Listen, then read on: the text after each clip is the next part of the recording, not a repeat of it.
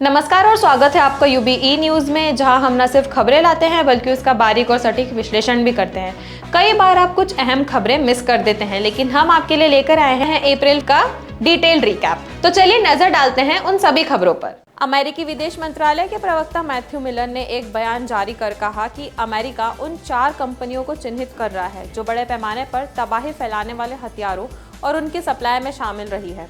इसमें चीन की 3 और बेलारूस की एक कंपनी पर पाकिस्तान के मिसाइल प्रोग्राम की तैयारी में मदद करने के आरोप में पाबंदी लगाने की घोषणा की है। आज की इस रिपोर्ट में हम बात करेंगे क्या है ये मिसाइल प्रोग्राम और क्या है इस पाबंदी के मायने। नमस्कार, मैं यशस्वी जोशी स्वागत करती हूँ आपका यूबीई न्यूज़ में, जहां हम न सिर्फ खबरें लाते हैं बल्कि उसका बारीक और सटीक विश्लेषण भी करते हैं। अमेरिकी विदेश मंत्रालय की ओर से एक फैक्ट शीट भी जारी की गई है। इस फैक्ट शीट के अनुसार अमेरिका ने चीन स्थित शियान लोंगडे टेक्नोलॉजी डेवलपमेंट कंपनी लिमिटेड पर पाकिस्तान की लंबी दूरी तक मार करने वाली बैलिस्टिक मिसाइल की तैयारी के लिए कल पुर्जे देने का आरोप लगाया है। इसमें फिलामेंट वाइंडिंग मशीन भी शामिल है। इस बयान में आरोप लगाया गया है कि फिलामेंट वाइंडिंग मशीन को रॉकेट मोटर केस तैयार करने के लिए इस्तेमाल किया जा सकता है। Tianjin creative international trade company limited ने पाकिस्तान की लंबी दूरी तक मार करने वाले बैलिस्टिक मिसाइल प्रोग्राम को कल पुर्जे उपलब्ध कराए हैं। इसमें स्टिल वेल्डिंग का सामान भी शामिल है। इसके जवाब में पाकिस्तान के विदेश मंत्रालय की ओर से आए बयान में कहा गया है कि इस्लामाबाद अमेरिका की हाल की कार्यवाही के बारे में नहीं जानता। बयान में कहा गया है कि अतीत में केवल शक के आधार पर सूची जारी की गई या फिर उनके शामिल सामान कंट्रोल लिस्ट में भी शामिल नहीं था, मगर उन्हें संवेदनशील समझा गया। पाकिस्तान का यह भी कहना है कि वह राजनीतिक उद्देश्यों के लिए निर्यात पर प्रतिबंध लगाने की नीति को रद्द करता है। अमेरिका की जारी इस फैक्ट शीट में चीन की ग्रांड पैक्ट कंपनी लिमिटेड पर आरोप लगाया गया है कि कंपनी ने पाकिस्तान की अंतरिक्ष शोध संस्था टसूपार को space and upper atmosphere research commission को रॉकेट मोटरों की जांच पड़ताल में सहायक उपकरण उपलब्ध कराए हैं। यह आरोप भी लगाया गया है कि यही कंपनी पाकिस्तान को बड़े व्यास वाली रॉकेट मोटर के परीक्षण के लिए जरूरी कल पुर्जे देती रही है। आपको बता दें कि पाकिस्तान में MTCR missile technology control regime category 1 ballistic missile का निर्माण किया जाता है। फैक्ट शीट के मुताबिक बेलारूस की मिस्क व्हील ट्रैक्टर प्लांट ने पाकिस्तान को बैलिस्टिक मिसाइल प्रोग्राम के लिए विशेष गाड़ियों के चैसिस उपलब्ध कराए हैं। बयान के अनुसार ये चैसिस बैलिस्टिक मिसाइल के लॉन्च सपोर्ट प्रोग्राम में काम आता है। इससे पाकिस्तान के नेशनल डेवलपमेंट कॉम्प्लेक्स NDC को उपलब्ध कराया गया था। अब सवाल ये उठता है कि ये प्रतिबंध अब क्यों लगाए जा रहे हैं। इसके जवाब में अमेरिकी विदेश मंत्रालय ने इसका सीधा सा जवाब ये दिया कि अमेरिका दुनिया भर में विनाशकारी हथियारों की रोकथाम करना चाहता है, इसलिए ये कदम उठाया गया है। दूसरी ओर पाकिस्तान के विदेश मंत्रालय की प्रवक्ता मुमताज जोहरा बलोच की ओर से इस बारे में दिए गए बयान में कहा गया कि पहले भी बिना सबूत दिए गए ऐसी निजी कंपनियों पर प्रतिबंध लगाए जा रहे हैं और साथ ही पाकिस्तान के बैलिस्टिक मिसाइल प्रोग्राम पर आरोप भी लगाए गए हैं। ऐसे मौके भी आए हैं जब कोई सामान कंट्रोल लिस्ट में नहीं होता था, लेकिन उसे संवेदनशील बताकर प्रतिबंध लगा दिया जा रहा है। उन्होंने कहा कि पाकिस्तान निर्यात पर प्रतिबंध को राजनीतिक उद्देश्य के लिए इस्तेमाल करने की नीति को रद्द करता है। बयान में कहा गया है कि यह भी सच्चाई है कि इन्हीं संस्थाओं ने जो परमाणु हथियारों के फैलाव को रोकने वाले नियमों का कड़ाई से पालन करने का दावा करती है, कुछ देशों की आधुनिक सैनिक टेक्नोलॉजी की लाइसेंसिंग की जरूरत को खत्म कर रखा है। इसकी वजह से हथियारों की संख्या में वृद्धि हो सकती है, क्षेत्र के देशों की शक्ति में असंतुलन बढ़ सकता है और परमाणु हथियारों के फैलाव को रोकने का उद्देश्य और दुनिया भर की शांति और सुरक्षा खतरे में पड़ सकती है।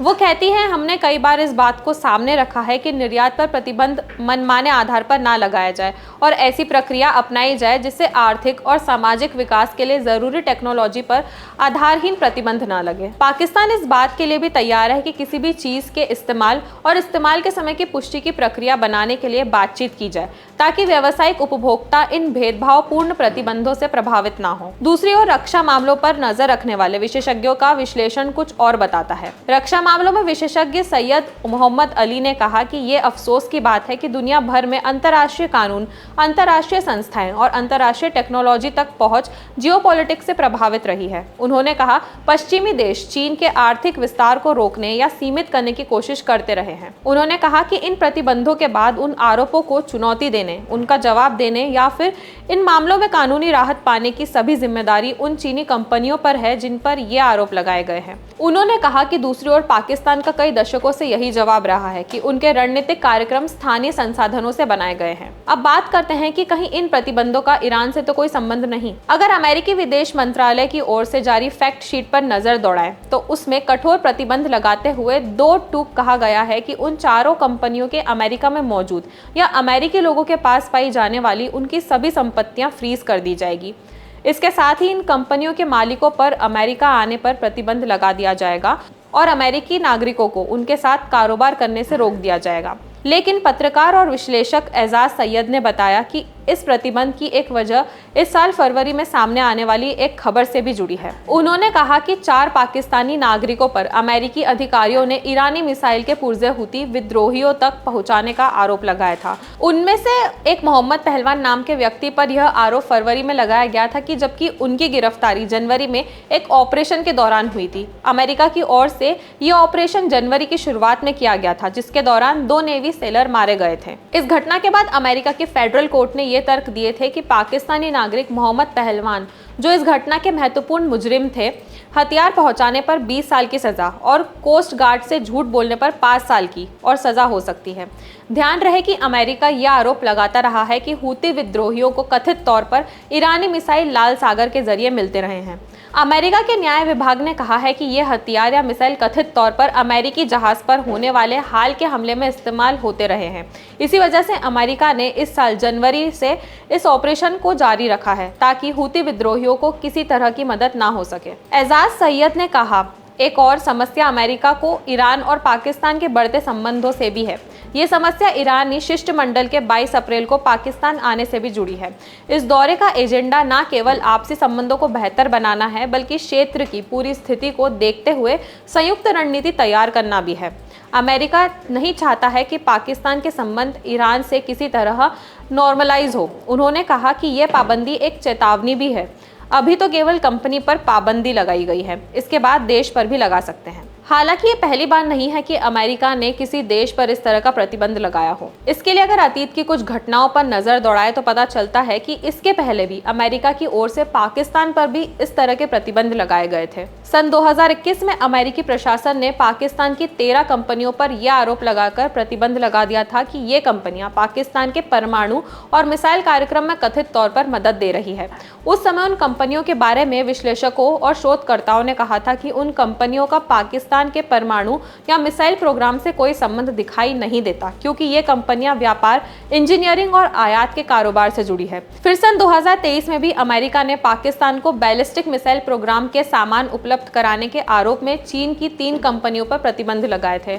इस बार जिन कंपनियों पर आरोप लगाया गया है, अब तक उनकी ओर से इन प्रतिबंधों पर बयान नहीं दिया गया है। चुनावी माहौल को बनाने में कथाओं, भंडारों व धार्मिक आयोजनों की अहम भूमिका रहती है। गत विधानसभा चुनाव में जहां शहर में 2 दर्जन से ज्यादा कथाएं हुई, तो वहीं लोकसभा चुनाव में अभी तक मतदाताओं को लुभाने के लिए पार्टी व प्रत्याशियों ने कथाओं का सहारा नहीं लिया। इंदौर में 13 मई को मतदान की तारीख जैसे जैसे नजदीक आ रही है, तो वैसे वैसे राजनीतिक दलों ने धार्मिक कथाओं के पारंपरिक फार्मूले के माध्यम से मतदाताओं को रिझाने की कवायद शुरू कर दी है। नमस्कार, मैं दीपक विश्वकर्मा स्वागत करता हूं आपका यूबी न्यूज में, जहां हम न सिर्फ खबरें लाते हैं बल्कि उसका बारीक और सटीक विश्लेषण भी करते हैं। इंदौर में लोकसभा चुनाव की घोषणा होने के बाद से महीने भर से चुनावी माहौल काफी ठंडा नजर आ रहा है। वहीं अब धीरे धीरे चुनावी रंग चढ़ने लगा है। चुनावी माहौल में शहर में विधानसभा क्षेत्र 2 में 2 मई को धीरेन्द्र शास्त्री की श्रीमद् भागवत कथा आयोजित होने जा रही है। यह धार्मिक आयोजन कनकेश्वरी गरबा परिसर में किया जाएगा। इसके माध्यम से मतदाताओं को रिझाने की तैयारी है, क्योंकि हर कोई बखूबी धीरेन्द्र शास्त्री की विचारधारा से वाकिफ है। वैसे राजनीतिक दल सीधे आयोजन नहीं करते हैं, उनके नेताओं और कार्यकर्ताओं को अग्रणी भूमिका में रखा जाता है। गत वर्ष विधानसभा चुनाव में भी आचार संहिता के बीच कई धार्मिक आयोजन हुए। इसके माध्यम से प्रत्याशियों ने मतदाता तक पहुंचने का नया रास्ता खोज निकाला था, लेकिन विधानसभा चुनाव के दौरान एक धार्मिक आयोजन को अनुमति नहीं मिलने से निरस्त करना पड़ा था। इसके बावजूद कई छोटे बड़े आयोजन करवाए गए, मगर लोकसभा चुनाव को लेकर ऐसा माहौल मार्च अप्रैल में नजर नहीं आया। यहाँ तक कि पार्टियों ने प्रचार तक शुरू नहीं किया है। प्रत्याशियों के पोस्टर तक किसी भी सड़क की शोभा नहीं बढ़ा रहे, परंतु इस बीच धीरेन्द्र शास्त्री की कथा ने सबका ध्यान अपनी ओर आकर्षित किया है। वैसे भी धीरेन्द्र शास्त्री को सुनने और पसंद करने वालों की संख्या का अंदाजा आयोजन शुरू होने के बाद लगेगा। 2 मई को होने वाली कथा में हजारों की संख्या में श्रद्धालु पहुंचेंगे, जिन्हें मतदान के लिए प्रेरित करना आसान होगा, क्योंकि 10 दिन बाद इंदौर में 13 मई को मतदान होना है। बता दें कि विधानसभा क्रमांक 2 में धीरेन्द्र शास्त्री की कथा को लेकर बेसब्री से लोग इंतजार कर रहे हैं। आयोजन को लेकर कनकेश्वरी गरबा परिसर में तैयारियां भी शुरू हो चुकी है। कुछ दिन पहले नेताओं के हाथों भूमि पूजन भी करवाया गया है।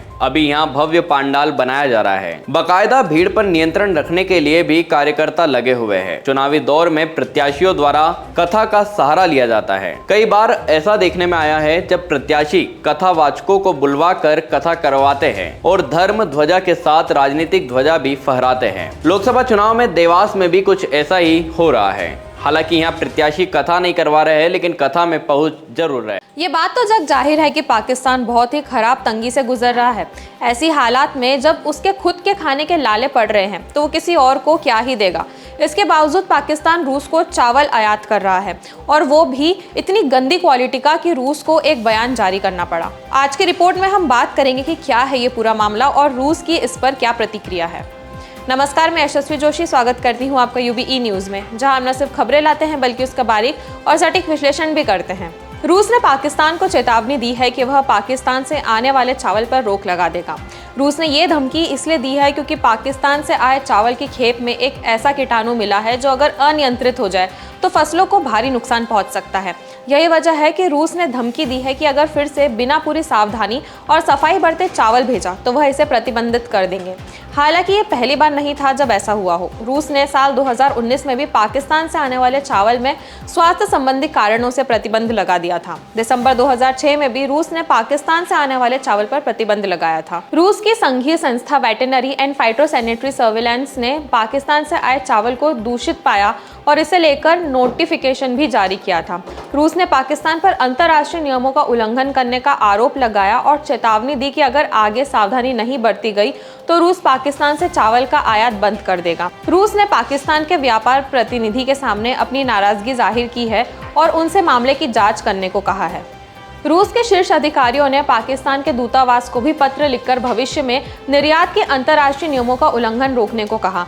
रूस स्थित पाकिस्तानी दूतावास ने रूसी सरकार की चिट्ठी को पाकिस्तान के खाद्य सुरक्षा मंत्रालय के पादप सुरक्षा विभाग में भेज दिया है।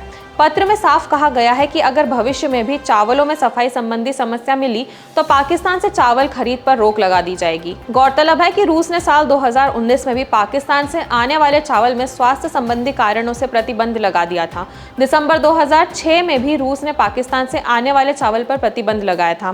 पाकिस्तान की चावल निर्यात एसोसिएशन के अध्यक्ष चेला राम केरवानी ने रूस की नाराजगी पर कहा कि पाकिस्तान के चावल निर्यातकों को चावलों को चुनने और उनकी पैकेजिंग में सावधानी रखने की जरूरत है। भारत द्वारा बासमती चावल के निर्यात पर प्रतिबंध से पाकिस्तान को फायदा मिला है। भारत दुनिया भर में बिकने वाले चावल का 40% निर्यात करता है। भारत द्वारा निर्यात पर रोक का फायदा पाकिस्तान को मिला है और दिसंबर 2023 में पाकिस्तान ने 7 लाख टन चावल का निर्यात किया, जो कि किसी भी वित्तीय वर्ष के 1 महीने से सबसे ज्यादा है। पाकिस्तान के चावल निर्यातकों को उम्मीद है कि पाकिस्तान वित्तीय वर्ष 2023-24 में 50 लाख मीट्रिक टन चावल का निर्यात कर सकता है, जो कि पिछले वित्तीय वर्ष के 37 लाख मीट्रिक टन की तुलना में काफी ज्यादा है। पीएम मोदी ने कांग्रेस पर निशाना साधते हुए कहा कि पहले जब उनकी सरकार थी तो उन्होंने कहा था कि देश की संपत्ति पर पहला अधिकार मुसलमानों का है। इसका मतलब ये कि संपत्ति इकट्ठी करके किसको बांटेंगे, जिनके ज्यादा बच्चे हैं उनको बांटेंगे। वही पीएम मोदी के इस बयान पर कांग्रेस की ओर से भी पलटवार किया गया है। हमारी आज की रिपोर्ट भी इसी विषय पर है, तो आइए आपको बताते हैं मुस्लिम तुष्टीकरण के आरोप में पीएम मोदी ने क्या क्या गिनाया, और आपको बताएंगे कि कितनी सच्चाई है पीएम मोदी की इस बात पर, और क्या वाकई में मनमोहन सिंह द्वारा ऐसा कोई बयान दिया गया था। नमस्कार, मैं यशस्वी जोशी स्वागत करती हूँ आपका यूबीई न्यूज़ में, जहां हम न सिर्फ खबरें लाते हैं बल्कि उसका बारीक और सटीक विश्लेषण भी करते हैं। आगे खबर जानने के पहले देखिए यहाँ ये video. We will have to devise innovative plans to ensure that minorities, particularly the Muslim minority, are empowered to share equitably in the fruits of development. They must have the first claim on our resources. जैसा कि आपने video में देखा और सुना, चलिए अब आपको बताते हैं पीएम मोदी ने इस बारे में हाल ही में अपने भाषण में क्या कहा। कांग्रेस यदि सत्ता में आती है तो वह लोगों की संपत्ति लेकर मुसलमानों को बांट देगी। दूसरे चरण की वोटिंग से पहले पीएम मोदी के इस बयान ने सियासी हलचल बढ़ा दी है। वहीं इस बयान के बाद कांग्रेस और बीजेपी दोनों में ठन गई है। पीएम मोदी ने 21 अप्रैल को राजस्थान में एक चुनावी सभा को संबोधित करते हुए कहा कि कांग्रेस केंद्र की सत्ता में यदि आती है तो वह लोगों की संपत्ति लेकर मुसलमानों को बांट देगी। पीएम मोदी ने यह बात पूर्व प्रधानमंत्री मनमोहन सिंह के एक बयान का हवाला देते हुए कही, जिसमें उन्होंने कथित तौर पर कहा था कि देश में संसाधनों पर पहला हक अल्पसंख्यक समुदाय का है। पीएम मोदी ने कहा कि ये अर्बन नक्सली वाली सोच है। मेरी माताओं बहनों, ये आपका मंगलसूत्र भी बचने नहीं देंगे, इस हद तक चले जाएंगे। उन्होंने दावा करते हुए कहा कि ये कांग्रेस का घोषणा पत्र कह रहा है कि वे माताओं बहनों के सोने का हिसाब करेंगे, उसकी जानकारी लेंगे और फिर उस संपत्ति को बांट देंगे। पीएम मोदी के इस बयान के बाद कांग्रेस की ओर से भी इसका जवाब दिया गया है। पीएम मोदी का बयान, कांग्रेस का घोषणा पत्र और मनमोहन सिंह के पुराने भाषण ने 2024 के चुनाव में एक नए सियासी बहस को जन्म दे दिया है। कांग्रेस के पूर्व अध्यक्ष राहुल गांधी ने कुछ दिनों पहले तेलंगाना में एक चुनावी रैली में जितनी आबादी उतना हक के नारे का जिक्र करते हुए कहा कि यदि कांग्रेस सत्ता में आई तो एक सर्वे कराया जाएगा। एक वित्तीय और संस्थागत सर्वेक्षण पार्टी कराएगी कि देश की अधिकतर संपत्ति पर किसका नियंत्रण है। जाति जनगणना के अलावा वेल्थ सर्वे कराया जाएगा। कांग्रेस के घोषणा पत्र में आर्थिक असमानताओं के मुद्दों पर प्रकाश डाला गया है।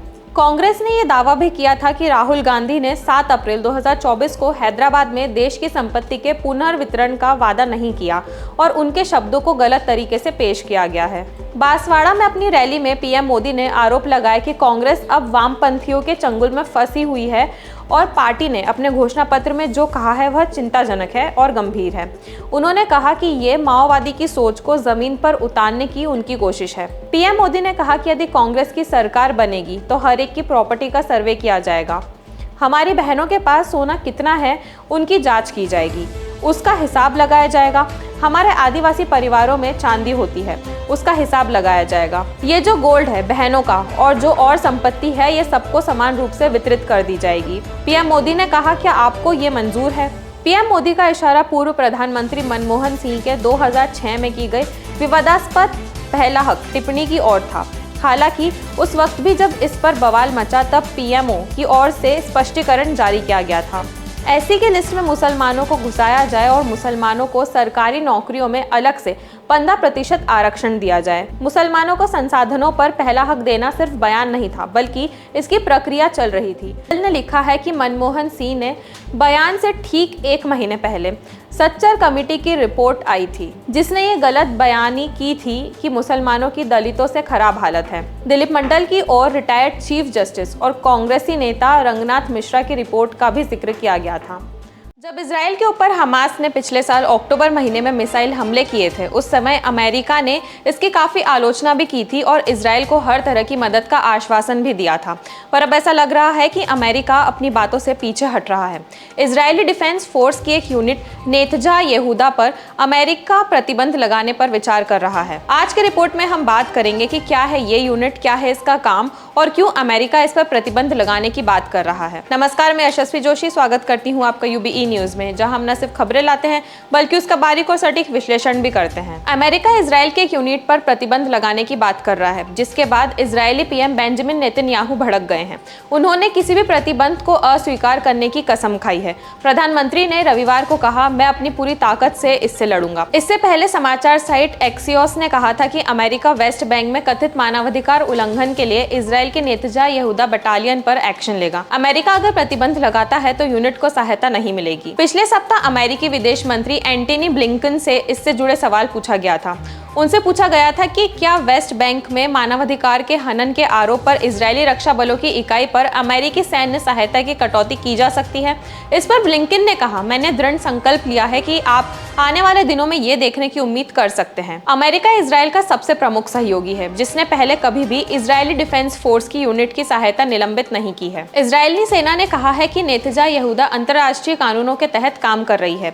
रॉयटर्स की रिपोर्ट के मुताबिक सेना ने कहा, बटालियन के खिलाफ प्रतिबंधों के बारे में आईडीएफ को पता नहीं है। आईडीएफ व्यवहारिक तरीके से और कानून के अनुसार किसी भी असामान्य घटना की जांच के लिए काम करता है और करता रहेगा। इजरायली रक्षा मंत्री योव गैलेंट ने अमेरिका के नेतन्याहू यहूदा पर प्रतिबंध लगाने का अपना इरादा छोड़ने का आह्वान करते हुए कहा कि दुनिया अमेरिका और इजरायल के बीच संबंधों को पहले से ही कहीं अधिक करीब से देख रही है। गैलेंट ने एक बयान में कहा, पूरी यूनिट पर प्रतिबंध का असर आईडीएफ पर भारी पड़ेगा।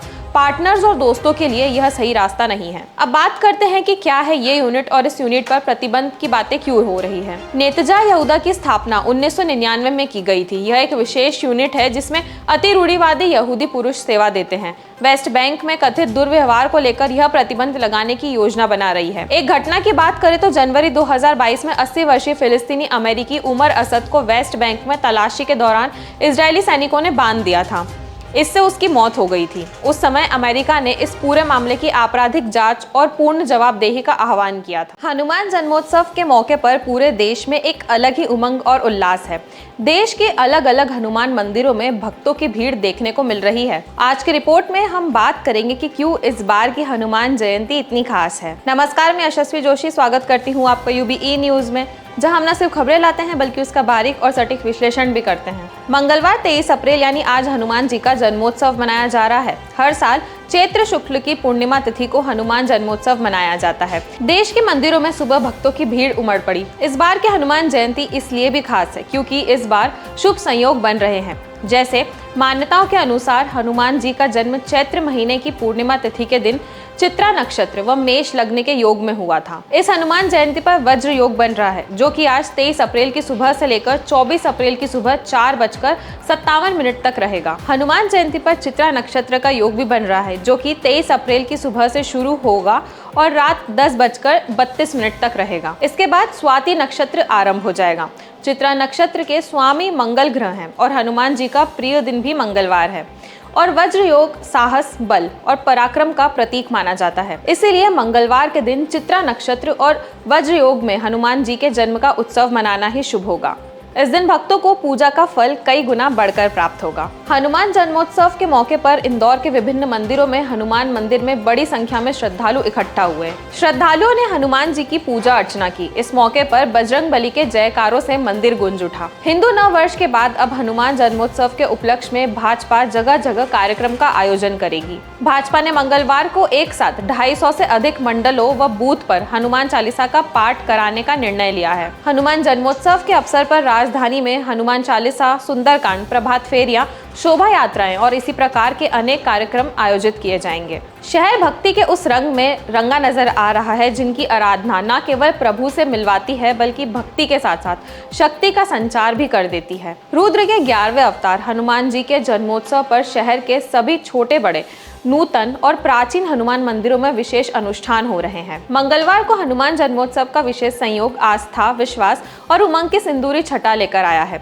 श्री राम के भक्त के जन्मोत्सव पर कहीं भक्तों ने अपने आराध्य का स्वर्ण आभूषणों से श्रृंगार किया तो कहीं काठियावाड़ी पोशाक भगवान को धारण करवाकर गुजराती व्यंजनों का भोग लगाया। सुबह अभिषेक कर 6 बजे मंदिरों में जन्म आरती की गई और फिर 56 भोग अर्पित किए जा रहे हैं। शाम को महाआरती के साथ ही शहर में कई स्थानों पर भंडारा भी होगा। कई मंदिरों में जन्मोत्सव अनुष्ठान की शुरुआत पहले ही हो चुकी है। रंजीत हनुमान मंदिर में जन्मोत्सव के अनुष्ठान का शुभारंभ सोमवार रात से ही हो गया। रात में रंजीत हनुमान का अभिषेक कर श्रृंगार आरंभ किया गया। इस बार मंदिर और भगवान का श्रृंगार काठियावाड़ी की श्रृंगार शैली के अनुरूप किया जा रहा है। भगवान की पोशाक, आभूषण से लेकर उन्हें अर्पित किया जाने वाला भोग भी गुजराती ही होगा। मंदिर के मुख्य पुजारी पंडित दीपेश व्यास जी बताते हैं कि मंदिर के अलावा पुजारी और सेवादार भी काठियावाड़ी परिधान में रहेंगे। हनुमान जी को लगाए जाने वाले भोग में खमन, खाकरा, खांडवी, जलेबी, फाफड़ा, कड़ी खिचड़ी, थेपले आदि होंगे। सभी भक्तों को भगवान के दर्शन सहजता से हो सके, इसीलिए 3 सीढ़ी बनाई गई है, जिन पर खड़े होकर भक्त दर्शन कर सकेंगे। भक्तों को प्रसाद के रूप में चूरमा, पेठा, छाछ, नींबू पानी दिया जाएगा।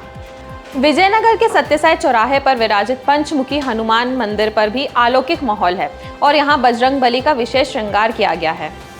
भक्तों को दर्शन करने में परेशानी ना हो इसीलिए विशेष व्यवस्था की गई है और शाम को भोजन प्रसादी की भी व्यवस्था की गई है। पश्चिम बंगाल की ममता सरकार को कलकत्ता हाई कोर्ट ने बड़ा झटका देते हुए शिक्षक भर्ती घोटाले के तहत 2016 में हुई हर भर्ती को रद्द कर दिया है। हाईकोर्ट ने अपने आदेश में साफ किया है कि 2016 में एसएससी के तहत हुई हर भर्ती अमान्य है और इसे तत्काल प्रभाव से रद्द किया जाए। आज की रिपोर्ट में हम बात करेंगे कि क्या है ये 2016 का शिक्षक भर्ती घोटाला और इस घोटाले में कौन कौन शामिल है। नमस्कार, मैं सिमरन शर्मा स्वागत करती हूँ आपका यूबी न्यूज में, जहां हम न सिर्फ खबरें लाते हैं बल्कि उसका बारीक और सटीक विश्लेषण भी करते हैं। पश्चिम बंगाल की ममता सरकार को कलकत्ता हाई कोर्ट ने बड़ा झटका दिया है। हाई कोर्ट ने शिक्षक भर्ती घोटाले के तहत 2016 में हुई हर भर्ती को रद्द कर दिया है। हाई कोर्ट ने अपने आदेश में साफ किया है कि 2016 में एसएससी के तहत हुई हर भर्ती अमान्य है और इसे तत्काल प्रभाव से रद्द किया जाए। हाई कोर्ट के इस आदेश के बाद 25,757 टीचर्स को नौकरी से हाथ धोना पड़ा है, लेकिन इस दौरान भर्ती हुई एक महिला की नौकरी को कलकत्ता हाई कोर्ट ने बरकरार रखी है। जिस महिला को हाई कोर्ट ने राहत दी है उसका नाम सोमा दास है। सोमा दास कैंसर की मरीज है। कोर्ट ने उनकी भर्ती प्रक्रिया को सही बताते हुए कहा कि उन्हें मानवीय आधार पर नौकरी मिली थी। तथ्य यह है कि कलकत्ता हाई कोर्ट की सरकारी सहायता प्राप्त स्कूलों के लिए 2016 में ममता बनर्जी सरकार की ओर से की गई नियुक्ति को पूरी तरह से रद्द कर दिया है। हाई कोर्ट के इस आदेश के बाद 25,753 लोगों की नौकरियां एक झटके में चली गई हैं और उन्हें अब तक प्राप्त वेतन भी 12% ब्याज के साथ लौटाना पड़ेगा। कलकत्ता हाई कोर्ट ने जिलाधिकारियों को आदेश दिया है कि वह 4 हफ्तों के अंदर इन शिक्षकों से पैसों की भरपाई करे। कलकत्ता हाई कोर्ट के जस्टिस देवांशु बसाक और जस्टिस मोहम्मद शब्बर रसीदी की खंडपीठ ने कहा कि स्कूल टीचरों की नियुक्ति गैर कानूनी तरीके से की गई थी। कलकत्ता हाई कोर्ट के जिस बेंच ने ये आदेश दिया है वह सुप्रीम कोर्ट के निर्देश पर गठित हुआ था। अब अदालत ने सीबीआई से यह कहा है कि वह नियुक्ति प्रक्रिया की आगे जांच करे और 3 महीनों के भीतर रिपोर्ट जमा करे। अदालत ने पश्चिम बंगाल स्कूल सेवा आयोग को नियुक्ति के लिए ताजा प्रक्रिया शुरू करने को भी कहा है। वैसे आयोग के चेयरमैन सिद्धार्थ मजूमदार ने कहा कि वे हाईकोर्ट के आदेश को सुप्रीम कोर्ट में चुनौती देंगे। तथ्य यह भी है कि इस घोटाले के सिलसिले में कई पूर्व अधिकारियों के अलावा तृणमूल के कुछ बड़े नेता भी जेल में हैं, जिनमें पूर्व शिक्षा मंत्री पार्थ चटर्जी भी शामिल हैं। हाईकोर्ट के इस फैसले पर प्रतिक्रिया देते हुए ममता बनर्जी ने कहा कि हाईकोर्ट का यह फैसला अवैध है और हम उन लोगों के साथ खड़े हैं जिनकी नौकरियां चली गई हैं। इसके साथ ही उन्होंने कहा कि उच्च न्यायालय के आदेश को चुनौती दी जाएगी। चलिए अब आपको विस्तृत रूप से बताते हैं कि क्या है ये पूरा घोटाला। साल 2014 में पश्चिम बंगाल के स्टाफ सिलेक्शन कमीशन ने टीचर्स भर्ती का नोटिफिकेशन जारी किया था। उस समय पार्थ चटर्जी बंगाल के शिक्षा मंत्री थे। ये भर्ती प्रक्रिया 2016 में शुरू हुई थी, लेकिन आवेदकों ने गड़बड़ी के आरोप लगाते हुए कलकत्ता हाई कोर्ट में याचिका दायर कर दी थी। आरोप लगाया गया है कि भर्ती प्रक्रिया में धांधली की गई, कम नंबर होने के बावजूद नौकरी दी गई, जबकि नौकरी पाने वाले ज्यादातर लोगों ने टीईटी यानी टीचर एलिजिबिलिटी टेस्ट तक पास नहीं किया था। इस मामले में लगभग 5 साल तक चली सुनवाई के बाद मई 2022 में हाई कोर्ट ने सीबीआई को भर्ती की जांच करने के आदेश दिए। दरअसल शिकायतकर्ताओं ने भर्ती के लिए 5 से 15 लाख रुपए की रिश्वत लिए जाने के आरोप लगाए थे। ऐसे में ईडी ने भी घोटाले में मनी लॉन्ड्रिंग के एंगल से जांच की।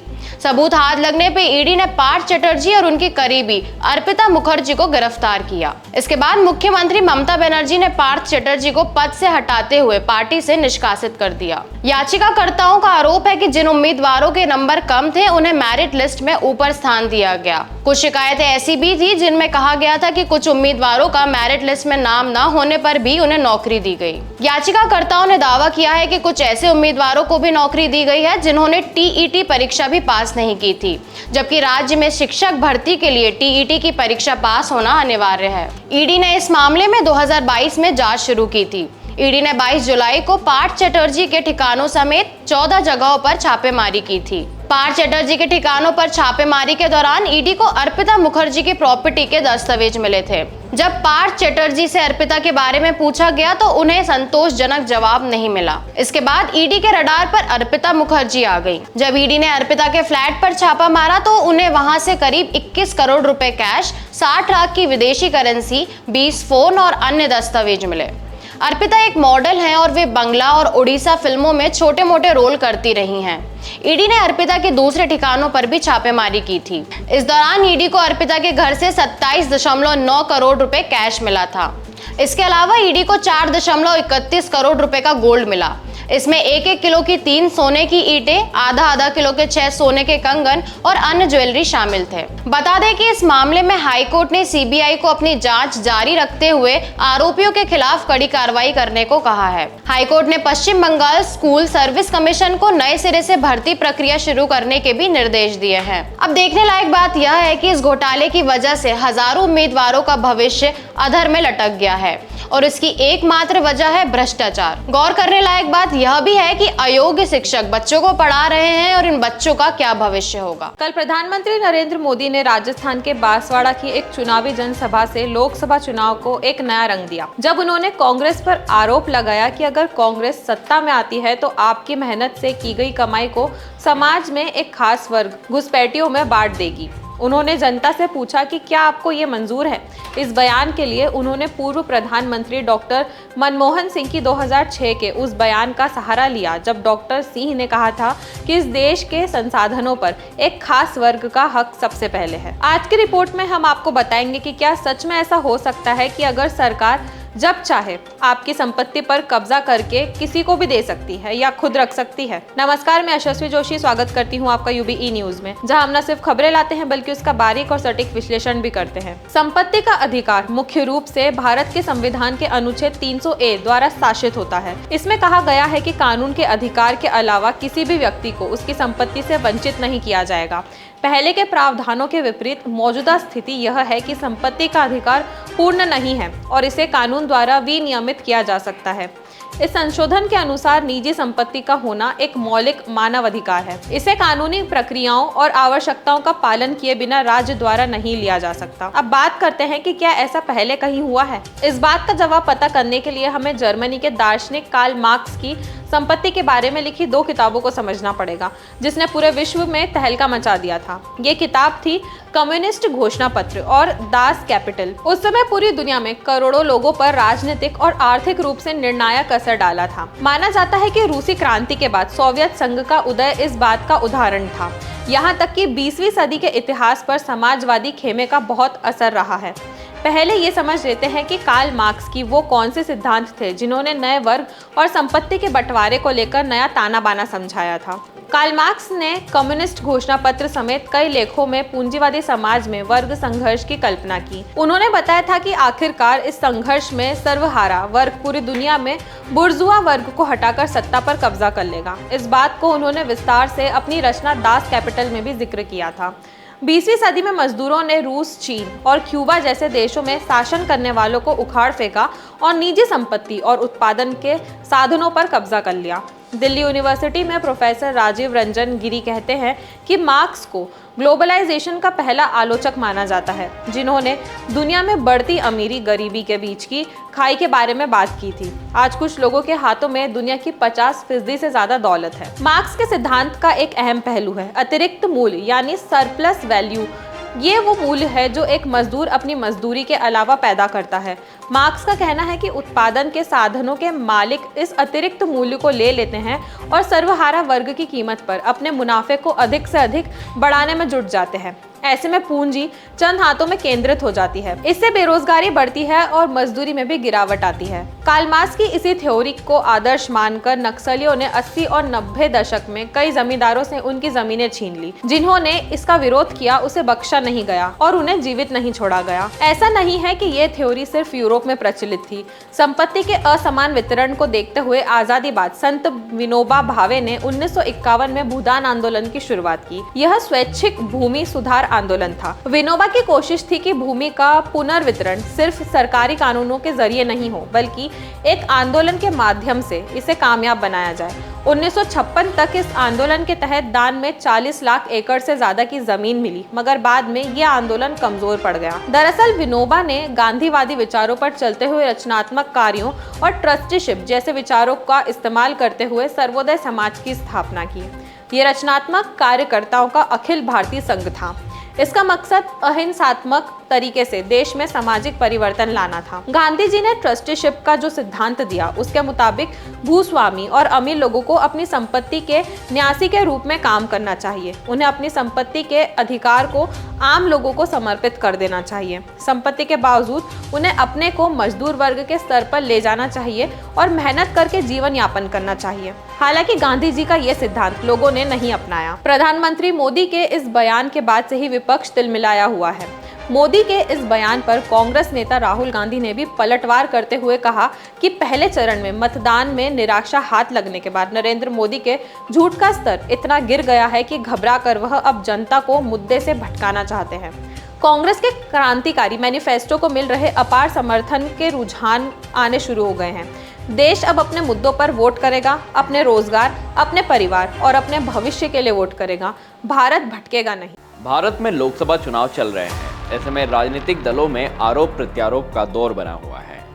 जहां कांग्रेस देश की सत्ताधारी भारतीय जनता पार्टी के अमीरों के हित वाली पार्टी होने का आरोप लगाती रहती है, तो वहीं भाजपा भी कांग्रेस पर परिवारवाद को लेकर निशाना साधती रहती है। इस बीच इंडियन ओवरसीज कांग्रेस के अध्यक्ष सेम पित्रोदा ने पीएम मोदी के संपत्ति के बंटवारे वाले बयान के बाद कुछ ऐसी मांग कर दी जिसने भारत की राजनीति में हलचल मचा दी है। नमस्कार, मैं दीपक विश्वकर्मा स्वागत करता हूं आपका यूबी न्यूज़ में, जहां हम न सिर्फ खबरें लाते हैं बल्कि उसका बारीक और सटीक विश्लेषण भी करते हैं। इंडियन ओवरसीज कांग्रेस के अध्यक्ष सेम पित्रोदा ने कहा कि अमेरिका में विरासत कर टैक्स लगता है। अगर किसी के पास $100 मिलियन की संपत्ति है और जब वह मर जाता है तो वह केवल 45% अपने बच्चों को दे सकता है। 55% सरकार द्वारा हड़प लिया जाता है। यह एक दिलचस्प नियम है। यह कहता है कि आपने अपनी पीढ़ी में संपत्ति बनाई और अब आप जा रहे हैं। आपको अपनी संपत्ति जनता के लिए छोड़नी चाहिए, हालांकि पूरी नहीं, आधी ही। ये जो निष्पक्ष कानून है मुझे अच्छा लगता है। उन्होंने आगे कहा कि भारत में आपके पास ऐसा नहीं है। अगर किसी की संपत्ति 10 अरब है और वह मर जाता है तो उसके बच्चों को 10 अरब मिलते हैं और जनता को कुछ नहीं मिलता। इसलिए लोगों को इस तरह के मुद्दों पर बहस और चर्चा करनी होगी। मुझे नहीं पता कि आखिर में निष्कर्ष क्या निकलेगा, लेकिन जब हम धन के पुनर्वितरण की बात करते हैं तो हम नई नीतियों और नए कार्यक्रमों के बारे में बात करते हैं जो लोगों के हित में है, न कि केवल अति अमीरों के हित में। सेम पित्रोदा ने कहा कि यह एक नीतिगत मुद्दा है। कांग्रेस पार्टी एक ऐसी नीति बनाएगी जिसके माध्यम से धन का बांटना बेहतर होगा। हमारे पास भारत में न्यूनतम मजदूरी नहीं है। अगर देश में न्यूनतम मजदूरी हो और कहा जाए कि आपको गरीबों को इतना पैसा देना चाहिए तो यह धन का बंटवारा है। आज अमीर लोग अपने चपरासी और नौकर को पर्याप्त भुगतान नहीं करते हैं, लेकिन वे उस पैसों को दुबई और लंदन में छुट्टी पर खर्च करते हैं। हमारे पास अभी तक न्यूनतम मजदूरी का कोई कानून नहीं है। उन्होंने कहा कि जब आप धन के बंटवारे के बारे में बात करते हैं तो इसका मतलब यह नहीं है कि आप कुर्सी पर बैठते हैं और कहते हैं कि मेरे पास इतना पैसा है और मैं इसे हर किसी में बांट दूंगा। ऐसा सोचना नासमझी है। एक देश का प्रधानमंत्री ऐसा सोचता है तो मुझे उनकी समझ को लेकर कुछ चिंताएं हैं। हमें आगे बढ़ने वाले नीतिगत मुद्दों पर निर्णय लेने के लिए आंकड़े की आवश्यकता है। वहीं दूसरी ओर इस मुद्दे को हाथों हाथ भुनाते हुए प्रधानमंत्री ने आज छत्तीसगढ़ की रैली में कांग्रेस को घेरते हुए कहा कि कांग्रेस के खतरनाक इरादे एक के बाद एक खुलकर सामने आ रहे हैं। शाही परिवार के शहजादे के सलाहकार ने कुछ समय पहले कहा था कि मिडिल क्लास पर और ज़्यादा टैक्स लगना चाहिए और अब ये इससे भी एक कदम आगे बढ़ गए हैं।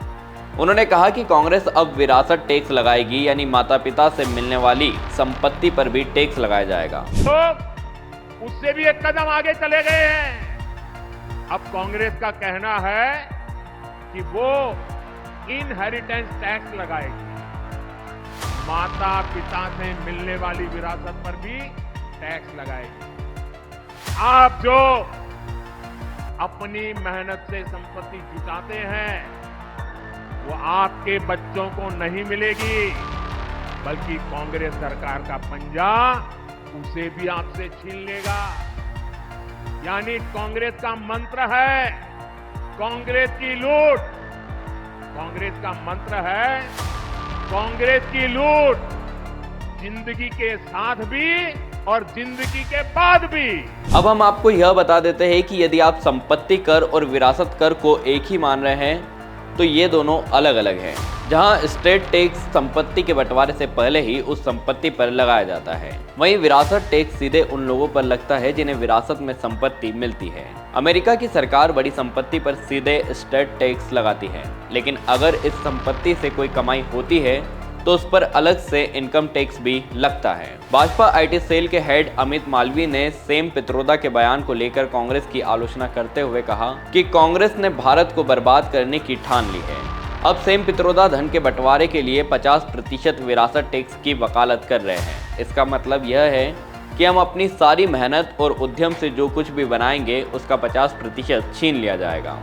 यह 50% उस टैक्स के अलावा होगा जो टैक्स हम देते हैं, और अगर कांग्रेस जीतती है तो यह टैक्स भी बढ़ जाएगा। सेम पित्रोदा के बयान पर राजनीतिक बयानबाजियां बढ़ने के बाद कांग्रेस को इस मुद्दे पर सफाई देनी पड़ी। सेम पित्रोदा के बयान पर कांग्रेस के कम्युनिकेशन डिपार्टमेंट के प्रमुख जयराम रमेश ने प्रतिक्रिया दी। उन्होंने कहा कि सेम पित्रोदा मेरे और दुनिया में कई लोगों के लिए एक मेंटोर, दोस्त, फिलोसोफर और मार्गदर्शक हैं। उन्होंने भारत के विकास में कई अहम योगदान दिए हैं। वह इंडियन ओवरसीज कांग्रेस के अध्यक्ष हैं। सेम पित्रोदा जिन मुद्दों के बारे में बोलने की इच्छा रखते हैं उन पर स्वतंत्र रूप से अपनी राय रखते हैं। बेशक लोकतंत्र में हर शख्स के पास अपने निजी विचारों को रखने, इस पर चर्चा करने की आज़ादी है। इसका ये अर्थ नहीं है कि पित्रोदा के विचार हमेशा भारतीय राष्ट्रीय कांग्रेस के रुख को बयां करते हों। बहुत बार ऐसा नहीं होता। उनके बयान को सनसनीखेज तरीके से पेश करना और उन्हें बिना संदर्भ के पेश करना नरेंद्र मोदी के दुर्भावना और नुकसान पहुंचाने वाले उस चुनावी कैंपेन से ध्यान भटकाने की जानबूझकर की गई कोशिश है, जो केवल झूठ और ज़्यादा झूठ के सहारे पर है। खैर, अब तो यह आने वाला समय बताएगा कि भारत में अगली सरकार किसकी बनती है, पर अगर इन बातों में जरा भी सच्चाई है तो यह एक मध्यम वर्ग के लिए वाकई में काफ़ी चिंताजनक है। क्या आपने भी कभी अपने खाने का स्वाद बढ़ाने के लिए उसमें किसी ब्रांडेड मसाले का इस्तेमाल किया है? तो अब आपको सावधान होने की ज़रूरत है। हाल ही में हांगकांग सरकार के अधिकारियों ने रूटीन फूड सर्विलांस के दौरान 3 रिटेल दुकानों से इस मसाले के सैंपल लिए थे। इन सैंपल्स की जांच में ही मसालों में कीटनाशक एथिलीन ऑक्साइड के होने का दावा किया गया। जी हाँ, आपने बिल्कुल सही सुना, कीटनाशक एथिलीन ऑक्साइड। लेकिन कैसे हुआ इस बात का खुलासा, आइए हम आपको बताते हैं। नमस्कार, मैं यशस्वी जोशी स्वागत करती हूँ आपका यूबीई न्यूज़ में, जहां हम न सिर्फ खबरें लाते हैं बल्कि उसका बारीक और सटीक विश्लेषण भी करते हैं। हांगकांग की सरकार ने भारत के मशहूर मसाला ब्रांड्स एमडीएच प्राइवेट लिमिटेड और Everest food products private limited के 4 उत्पादों पर प्रतिबंध लगा दिया है। हांगकांग की सरकार का दावा है कि जांच में इन मसालों में कीटनाशक पाया गया है, जो सेहत के लिए हानिकारक है। हांगकांग सरकार ने मसाले की बिक्री पर रोक लगा दी है। इससे पहले सिंगापुर की सरकार ने भी भारतीय मसाला ब्रांड्स पर रोक लगा दी थी। हांगकांग के सेंटर ऑफ फूड सेफ्टी विभाग ने बताया कि कई मसाले उत्पादों में कीटनाशक एथिलीन ऑक्साइड मिला पाया है। हांगकांग की सरकार ने लोगों से इन उत्पादों का सेवन नहीं करने की अपील की है और साथ ही इन उत्पादों की बिक्री पर तुरंत प्रभाव से रोक लगाने का निर्देश दिया है। लेकिन चलिए पहले आपको बता देते हैं कि आखिर एथिलीन ऑक्साइड होता क्या है। एथिलीन ऑक्साइड, जिसे ETO भी कहा जाता है, ये एक ज्वलनशील रंगहीन गैस है जिसका उपयोग चिकित्सा उपकरणों और अन्य प्लास्टिक को स्टेरिलाइज करने के लिए किया जाता है, जो गर्मी या नमी के प्रति संवेदनशील होते हैं और मसालों के लिए रोगाणुरोधी उपचार के रूप में उपयोग किया जाता है। US food and drug administration FDA का अनुमान है कि ETO का उपयोग पट्टियों, टाके और स्टेंट सहित सभी चिकित्सा उपकरणों को कीटाणु रहित करने के लिए किया जाता है। इसका उपयोग प्लास्टिक से लेकर एंटीफ्रिज तक के उत्पादों में अन्य घटक रसायन बनाने के लिए भी किया जाता है। इसके रासायनिक गुण इसे प्रोटीन, DNA और अन्य आवश्यक सेल्यूलर घटकों के साथ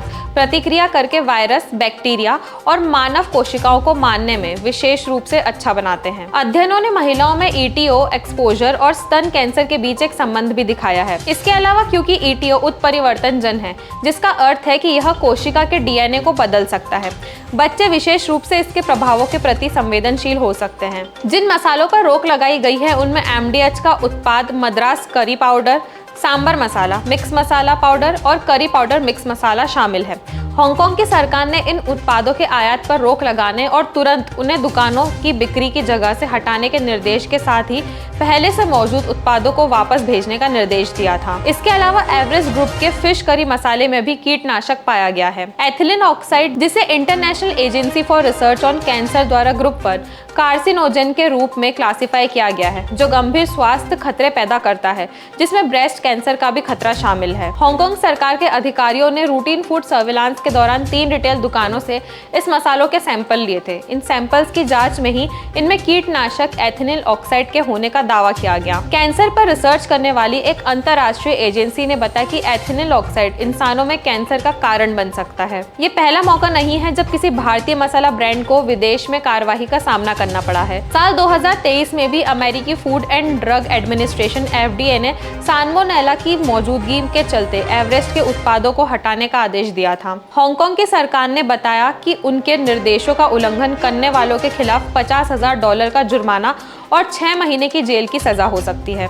हाल ही में सिंगापुर की फूड एजेंसी ने भी एवरेस्ट के फिश करी मसाले में कीटनाशक होने का दावा करते हुए इस पर प्रतिबंध लगा दिया था। इन खोजों के प्रतिक्रिया स्वरूप सिंगापुर ने भी स्वास्थ्य की रक्षा के लिए कदम उठाए हैं। मिलती जुलती कार्रवाई के तहत सिंगापुर ने भी सुरक्षित स्तर से ज्यादा कीटनाशकों की मौजूदगी का हवाला देते हुए एवरेस्ट उत्पादों को शेल्फों से हटाने का निर्देश जारी किया। कुवैत में लगभग 10 लाख भारतीय रहते हैं। इस लिहाज से ये देश का सबसे बड़ा प्रवासी समुदाय है। कुवैत में भारतीयों को पसंदीदा समुदाय माना जाता है। यहाँ इंजीनियर, डॉक्टर, चार्टर्ड अकाउंटेंट, वैज्ञानिक, सॉफ्टवेयर विशेषज्ञ, प्रबंधन सलाहकार, आर्किटेक्ट, तकनीशियन और नर्स जैसे पेशेवर के अलावा खुदरा व्यापारी और व्यवसायी भी रहते हैं। सभी भारतीयों को ध्यान में रखते हुए अब कुवैत में भी पहली बार शुरू हुआ है हिंदी भाषा में रेडियो का प्रसारण। हमारी आज की रिपोर्ट भी इसी विषय पर है। नमस्कार, मैं यशस्वी जोशी स्वागत करती हूं आपका UBE न्यूज़ में, जहां हम न सिर्फ खबरें लाते हैं बल्कि उसका बारीक और सटीक विश्लेषण भी करते हैं। कुवैत में पहली बार हिंदी में रेडियो का प्रसारण शुरू हुआ है। वहां मौजूद भारतीय दूतावास में इसकी जानकारी दी है। भारतीय दूतावास ने प्रत्येक रविवार को कुवैत रेडियो पर FM 93.3 और AM 96.3 पर एक हिंदी कार्यक्रम शुरू करने के लिए कुवैती संचार मंत्रालय की सराहना की है। भारतीय दूतावास ने कहा है कि कुवैत की तरफ से उठाया गया ये कदम दोनों देशों के बीच रिश्ते को और मजबूत बनाएगा। भारतीय एम्बेसी ने कुवैत सरकार के इस कदम की खूब सराहना भी की है। सोशल मीडिया प्लेटफॉर्म X पर पोस्ट करते हुए भारतीय दूतावास ने कहा, कुवैत में पहली बार हिंदी रेडियो प्रसारण की शुरुआत। भारतीय दूतावास 21 अप्रैल 2024 से प्रत्येक रविवार 8:30 से 9 बजे कुवैत रेडियो पर FM 93.3 और AM 96.3 पर एक हिंदी कार्यक्रम शुरू करने के लिए कुवैती संचार मंत्रालय की सराहना करता है। ये कदम भारतीय कुवैत के रिश्तों को और मजबूत करेगा। बता दें कि कुवैत में लगभग 10 लाख भारतीय रहते हैं। इस लिहाज से ये देश का सबसे बड़ा प्रवासी समुदाय है। लंबे समय से भारत कुवैत का एक व्यापारिक भागीदार रहा है। 2021 से 22 में दोनों देशों में राजनीतिक संबंधों की 60वीं वर्षगांठ मनाई गई थी। विदेश मंत्रालय के अनुसार भारत और कुवैत के बीच पारंपरिक रूप से मैत्रीपूर्ण संबंध है, जो इतिहास में निहित है और समय की कसौटी पर खरे उतरे। 17 अप्रैल को कुवैत में भारतीय राजदूत आदर्श स्वाइका ने कुवैत के उप प्रधानमंत्री शेख फहद यूसुफ सऊद अल सबा से मुलाकात की थी। इस दौरान भारतीय राजदूत ने कुवैत द्वारा शुरू की गए प्रवासी अनुकूल उपायों की सराहना भी की थी। कुवैत में भारतीय दूतावास ने सोशल मीडिया पर पोस्ट कर इसकी जानकारी दी थी। कैसी कैसी बहकी बहकी बातें पिछले 2 दिनों में अब ये शुरू हुआ है कि कांग्रेस पार्टी चाहती है कि आपके मंगलसूत्र और आपका सोना आपसे छीन ले। 70 सालों से ये देश स्वतंत्र है। 55 सालों के लिए कांग्रेस की सरकार रही है। किसी ने आपसे सोना छीना, आपके मंगलसूत्र छीने। इंदिरा गांधी ने अपना सोना, जब जंग हुई थी, अपना सोना देश को दिया। मेरी माँ का मंगलसूत्र इस देश को कुर्बान हुआ है। जैसे जैसे दूसरे चरण का मतदान पास आ रहा है, वैसे वैसे चुनावी पारा ऊपर चढ़ रहा है। रोज नई बयानबाजियां, रोज नए पैतरे और उन पैतरों पर घमासान। कुछ ऐसा ही धीरे धीरे लोकसभा चुनाव में खोया हुआ उत्साह वापस आ रहा है।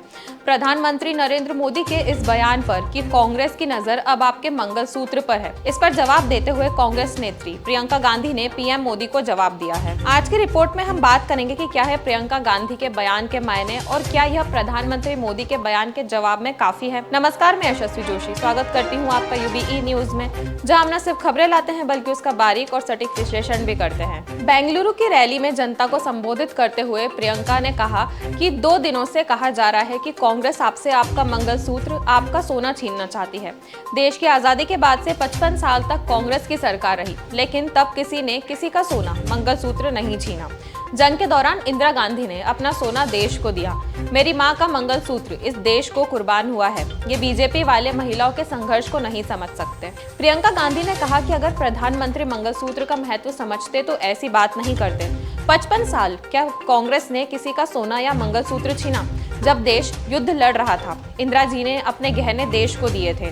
मेरी मां का मंगलसूत्र इस देश के लिए कुर्बान हुआ। उन्होंने कहा, जब मेरी बहनों को नोटबंदी के चलते अपने मंगलसूत्र गिरवी रखने पड़े थे, तब प्रधानमंत्री जी कहाँ थे? प्रधानमंत्री जी तब कहाँ थे जब कर्ज तले दबे किसान की पत्नी को अपना मंगलसूत्र बेचना पड़ता है। प्रियंका ने मणिपुर की घटना का जिक्र करते हुए कहा कि मोदी प्रधानमंत्री जी ने मणिपुर की उस महिला के बारे में क्यों नहीं बोला जिसे निर्वस्त्र करके घुमाया गया। महंगाई ने आज कितनों के मंगलसूत्र गिरवी रखवा दिए हैं। जनसभा से इतर विशेष बातचीत में प्रियंका ने कहा कि प्रधानमंत्री ध्यान भटकाने के लिए ऐसी बातें कर रहे हैं। उन्होंने कहा कि वे भाजपा हर चीज के बारे में बात कर रहे हैं, लेकिन उन मुद्दों के बारे में नहीं जिनका लोग सामना कर रहे हैं। बहुत सारे मुद्दे हैं, चाहे किसान हो, युवा, छात्र हो, नौकरी की तलाश कर रहे युवा हो, मदद की तलाश में महिलाएं हो, बहुत सारे मुद्दे हैं। ध्यान इन्हीं मुद्दों पर केंद्रित करना चाहिए। प्रियंका ने कहा कि ऐसे मुद्दों को हमेशा उठाया जा रहा है ताकि लोगों का ध्यान भटके और उनकी भावनाएं भड़के और फिर वे समझबूझकर वोट करने की बजाय भावनाओं से वोट करें। अब बात करते हैं कि पीएम मोदी ने ऐसा क्या कहा था कि जिस पर पूरा विपक्ष भाजपा पर हमलावर हो गया। हाल में प्रधानमंत्री मोदी ने आरोप लगाया था कि कांग्रेस और इंडी गठबंधन की नजर अब आपकी संपत्ति पर है, आपके मंगलसूत्र पर है। 2 घर होंगे तो 1 घर छीन लेंगे। इस पर कांग्रेस ने चुनाव आयोग से शिकायत की है। कांग्रेस प्रवक्ता सुप्रिया श्रीनेत ने कहा कि चुनाव आयोग हमारी शिकायत पर कार्रवाई नहीं कर रहा है। ऐसे में पार्टी कानूनी उपाय तलाश रही है। आपको बता दें कि पीएम मोदी के बयान को लेकर कांग्रेस ने चुनाव आयोग में शिकायत दर्ज कराई है। जलवायु परिवर्तन का असर दुनिया भर में देखने को मिल रहा है। क्लाइमेट चेंज और प्राकृतिक आपदाओं के कारण पिछले साल भारत समेत एशिया में सबसे अधिक तबाही देखने को मिली। पिछले साल जून से अगस्त तक बाढ़ तूफान से भारत के अलावा पड़ोसी देश पाकिस्तान और नेपाल में 600 लोगों की मौत हो गई।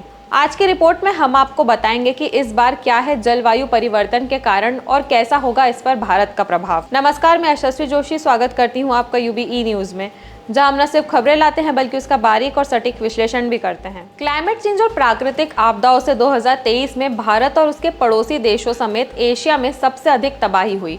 इस बारे में वर्ल्ड मेट्रोलॉजिकल ऑर्गेनाइजेशन ने मंगलवार को state of the climate in Asia 2023 report जारी की है, जिसमें दावा किया गया है कि सबसे अधिक आर्थिक नुकसान और मौतें बाढ़ और तूफान से हुई है। 2023 में लू ने भी काफी नुकसान पहुंचाया। भारत में अप्रैल और जून में ही लू से 110 लोगों की मौत हुई। बाढ़ ने खास तौर पर भारत, यमन और पाकिस्तान में सबसे अधिक नुकसान पहुंचाया। साथ ही प्राकृतिक आपदाओं से सबसे अधिक मौतें बाढ़ से हुई। ऐसे में माना जा सकता है कि एशिया खास तौर से बाढ़ के लिए सबसे संवेदनशील हिस्सा बन रहा है। 2023 में 80% नुकसान एशिया में बाढ़ और तूफान से हुआ है। नॉर्थ इंडियन ओशन के बेसिन में आए मोका साइक्लोन ने म्यांमार में 14 अप्रैल को लैंडफॉल किया था, जिसमें 156 मौतें हुई थी। 2023 में अत्यधिक बारिश की घटनाएं हुई। जून से अगस्त तक भारत, पाकिस्तान और नेपाल में बाढ़ और तूफान की वजह से 600 मौतें हुई। नॉर्थ पाकिस्तान में ग्लेशियर लेक आउटबर्स्ट फ्लड यानी ग्लेशियर से पिघलने से बनी झीलों के फटने से बाढ़ की घटनाएं हुई। वर्ल्ड मेट्रोलॉजिकल ऑर्गेनाइजेशन के अनुसार लू का सबसे लंबा और गंभीर दौर साउथ ईस्ट एशिया में अप्रैल से मई के दौरान दिखा। लू का ये असर बांग्लादेश, ईस्ट इंडिया के अलावा नॉर्थ से साउथ चाइना तक रहा। 2023 में एशिया का दूसरा सबसे गर्म साल रहा। इस साल 1991 से 2020 के औसत तापमान से 0.91 डिग्री और 1961 से 1990 के औसत तापमान से 1.87 डिग्री अधिक तापमान रहा। गर्मी के कारण भारत में गेहूं की उपज कम हुई, जिससे सरकार को भी गेहूं की ग्लोबल सप्लाई में अपने पुराने प्लान को बदलना पड़ा। इसका मतलब है कि क्लाइमेट चेंज खाद्य संकट को भी बढ़ावा दे रहा है। अब आपको सरल भाषा में समझाते हैं कि क्लाइमेट चेंज होता क्या है। जलवायु एक लंबे समय से या कुछ सालों में किसी स्थान का एवरेज मौसम है और जलवायु परिवर्तन उन्हीं औसत परिस्थितियों में बदलाव है। जितनी तेजी से जलवायु परिवर्तन हो रहा है, उसके लिए मानव क्रियाएं सर्वोपरि दोषी है। घरेलू कामों, कारखानों और परिचालन के लिए मानव तेल, गैस और कोयले का इस्तेमाल करते हैं, जिसकी वजह से जलवायु पर प्रतिकूल प्रभाव पड़ा है। वैज्ञानिकों का कहना है कि अगर हम जलवायु परिवर्तन के बुरे परिणामों से बचना चाहते हैं तो हमें अपने क्रियाकलापों पर ध्यान देते हुए तापमान वृद्धि के कारकों को नियंत्रित करने के बारे में ठोस कदम उठाने चाहिए। ऐसे उपाय अपनाने चाहिए जिससे ताप वृद्धि धीमी हो। वैज्ञानिकों का कहना है कि ग्लोबल वार्मिंग को साल 2100 तक 1.5 डिग्री सेल्सियस तक बनाए रखने की जरूरत है। प्राकृतिक घटनाओं में जिस तरह से एकाएक बदलाव आए हैं वह जलवायु परिवर्तन का ही परिणाम है। तूफानों की संख्या बढ़ गई है, भूकंपों की आवृत्ति बढ़ गई है, नदियों में बाढ़ का विकराल स्वरूप आदि घटनाएं पहले से कहीं अधिक बढ़ गई हैं, जिसका सीधा असर जीवन और जीवित रहने के माध्यमों पर पड़ रहा है। धरती के तापमान को नियंत्रित करने का एकमात्र उपाय यही है कि दुनिया भर के देश इस मुद्दे पर एक साथ आएं। साल 2015 में हुए पेरिस समझौते के तहत दुनिया के तमाम देशों ने कार्बन उत्सर्जन को नियंत्रित करने का प्रण लिया था, ताकि ग्लोबल वार्मिंग को 1.5 डिग्री सेल्सियस से ऊपर ना जाने दिया जाए। हाल ही में दुबई में हुई लगातार बारिश के पीछे भी कहीं ना कहीं जलवायु परिवर्तन को कारण बताया जा रहा है।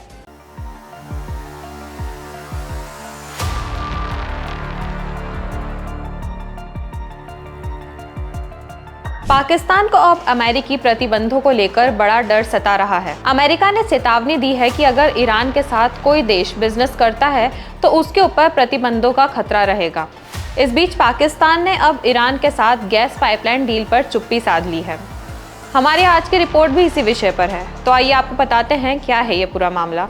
नमस्कार, मैं यशस्वी जोशी स्वागत करती हूँ आपका UBE न्यूज़ में, जहां हम न सिर्फ खबरें लाते हैं बल्कि उसका बारीक और सटीक विश्लेषण भी करते हैं। ईरान के राष्ट्रपति इब्राहिम राइसी पाकिस्तान की यात्रा के बाद अब श्रीलंका के लिए रवाना हो गए हैं। ईरानी राष्ट्रपति के साथ बातचीत के दौरान बंद कमरे में पाकिस्तान ने गैस पाइपलाइन के मुद्दों को उठाया, लेकिन सार्वजनिक रूप से उसका जिक्र करने का साहस नहीं कर पाया। पाकिस्तान ने कहा कि वह ईरान के साथ व्यापार को $10 अरब तक ले जाने की कोशिश करेगा। इस यात्रा से ठीक पहले पाकिस्तान में गैस पाइपलाइन का मुद्दा पूरी तरह गर्म था और माना जा रहा था कि कोई बड़ा ऐलान राइसी के साथ हो सकता है। हालांकि पाकिस्तान और ईरान दोनों ने इस मुद्दे पर चुप्पी साधे रखी थी। वहीं अमेरिका ने साफ कह दिया था कि जो देश ईरान के साथ व्यापार करेगा उसके खिलाफ प्रतिबंधों का खतरा रहेगा। अमेरिका की इस धमकी के बाद पाकिस्तान जहां सदमे में है, वहीं उसे चीन को लेकर भी बड़ा डर सता रहा है। पाकिस्तान के चर्चित अखबार डॉन ने अपने संपादकीय में शहबाज शरीफ सरकार को सलाह दी है कि उसे इस समस्या पर